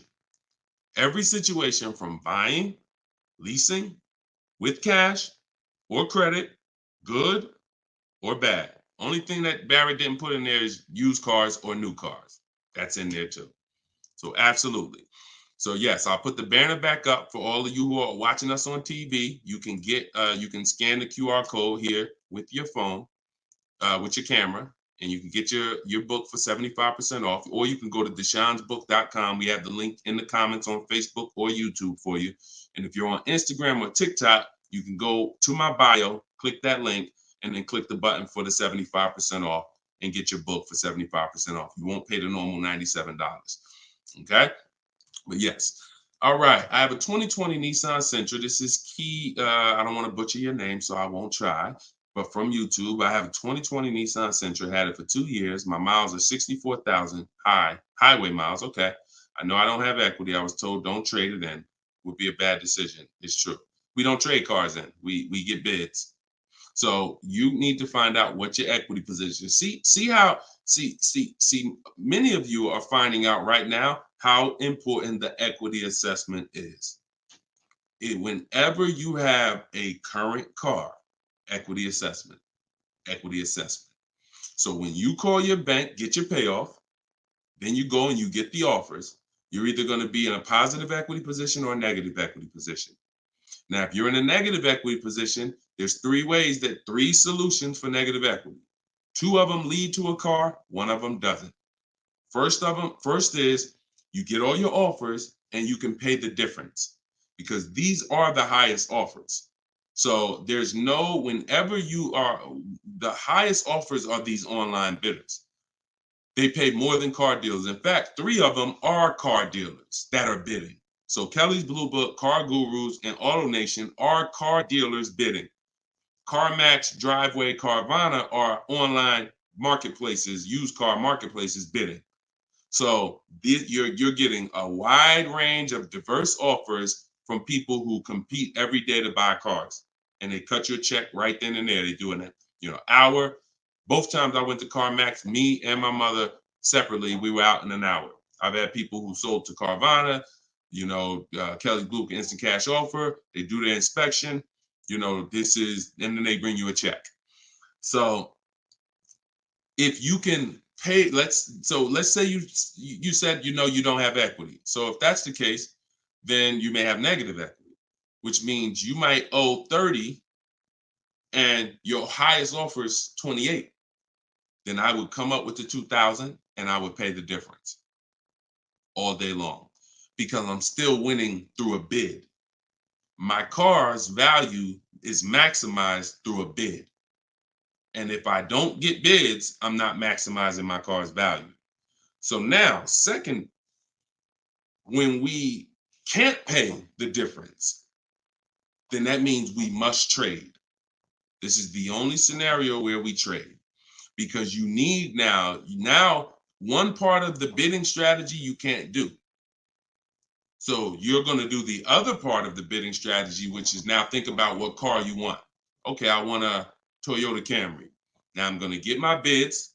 I'm going to get the lowest bid, the dealer that's going to sell me the car for the lowest amount, and then I'm going to purchase from them. But before I can purchase, now I need to bring my old car into the scenario and ask them, how much is my old car worth to you? Now that's the winning dealer. You need them to bring that loan because you need them to carry that negative equity you have and put it on top of your existing deal. So you cannot depend on, don't even think that they're going to pay the amounts you had over here. Oh, Driveway was offering me 29. Yeah, you could tell them that, but again, they're not going to be able to pay that. They can't beat all their competition on the bid and then beat all the online buyers on the bid. So that's why I say your first option is always to pay the difference. Because you can win with bids there, you maximize, and then you do a separate transaction, you can still keep them separate. But if you cannot get bid, if you can't pay the difference, your only option is you have to trade that car in, and then you're going to let the dealer who you buy the car from wrap the negative equity into the existing lease. It's hopefully it's a lease because there shouldn't be any reason you're trading that car unless you just want a lease. To buy another car, unless you're saying you're keeping it 8 years, which, like I said, most people, I've been doing this for years, they're going from a finance to a lease. Now, one more scenario. I told y'all it's 3 ways out of negative equity. One leads to no car. You have too much negative equity and you cannot put it on top of the actual deal because banks have loan to value ratios. So if you have $10,000 of negative equity, you can't just slap that on top of a $30,000 or $40,000 car. It's going to be too much unless you put money down. So you can't if you got some cash, you can make the deal happen, but you're not going to be able to do a no money down deal because you're looking to have the bank approve the car, the tax, the fees, which probably another $1,500, and 10 grand of negative equity. And then you want to find that's too much because the dealer has to go to the bank and say, we know this car is priced at 40, but we'd like you to lend this person 54. They're not going to do it. They might lend max 50. So the more negative equity you have, if it's too much, you're either going to have to bring some cash to the table to get the deal done. And if you have no cash, you got to wait. You got to pay down the car. It's the only option. That's why I say, know the cause of negative equity. It's usually because you haven't leased. 99, I could tell you the way out. I just gave you the way out. That's in my book, 3 strategies for negative equity. But when if you don't know the cause and you just turn around and get another purchase and you're not keeping it 8 years, you're going to be in negative equity again and again. And there's plenty of people, and some of you, it may be you, where you're like, dag, Deshone, that's me. Every time I go get a car, negative equity, negative equity, negative equity. It's like a vicious cycle. And the solution is you need to lease. What's causing that is you don't lease. So you're overpaying by thousands of dollars. All right. So listen, y'all, we will be back. We like to do these shows twice a day. If you're on my email list, you'll get the notification. We like to get through as many questions as possible, keep this around an hour, 15 minutes. And so all of you, appreciate you coming. If you want every single thing I teach in one spot in a step-by-step format, that's my new digital book. It's called Cars from Home, 7 Steps to Saving Time, Money, and Avoiding Dealerships. And you can get yours for 75% off in the comment section on YouTube. We got a comment section that's pinned, deshonsbook.com. Same thing on TikTok. I'm the same thing on Facebook. But if you're on Instagram or TikTok, it's in my bio. There's a website right in my bio. Click it and grab your 75% off. You'll get it for $24 instead of the normal $97. Now, if you went there and that timer started, then certainly get there before it hits zero, because once it hits zero, you have to pay the $97, which is still a great price. So my goal for this book is to be the most valuable book financially that you've ever gotten. That is my goal. So use it. Write me with your success stories. Show me your deals when you pick up your cars. Write me, email me, Deshone, just like Tiffany did. I want all of you emailing me your deals so that I can share them on the show. All right. So we'll be back. We'll be back with the next show. This was episode 9. Thank you for coming, and I will see y'all on the next show. God bless you.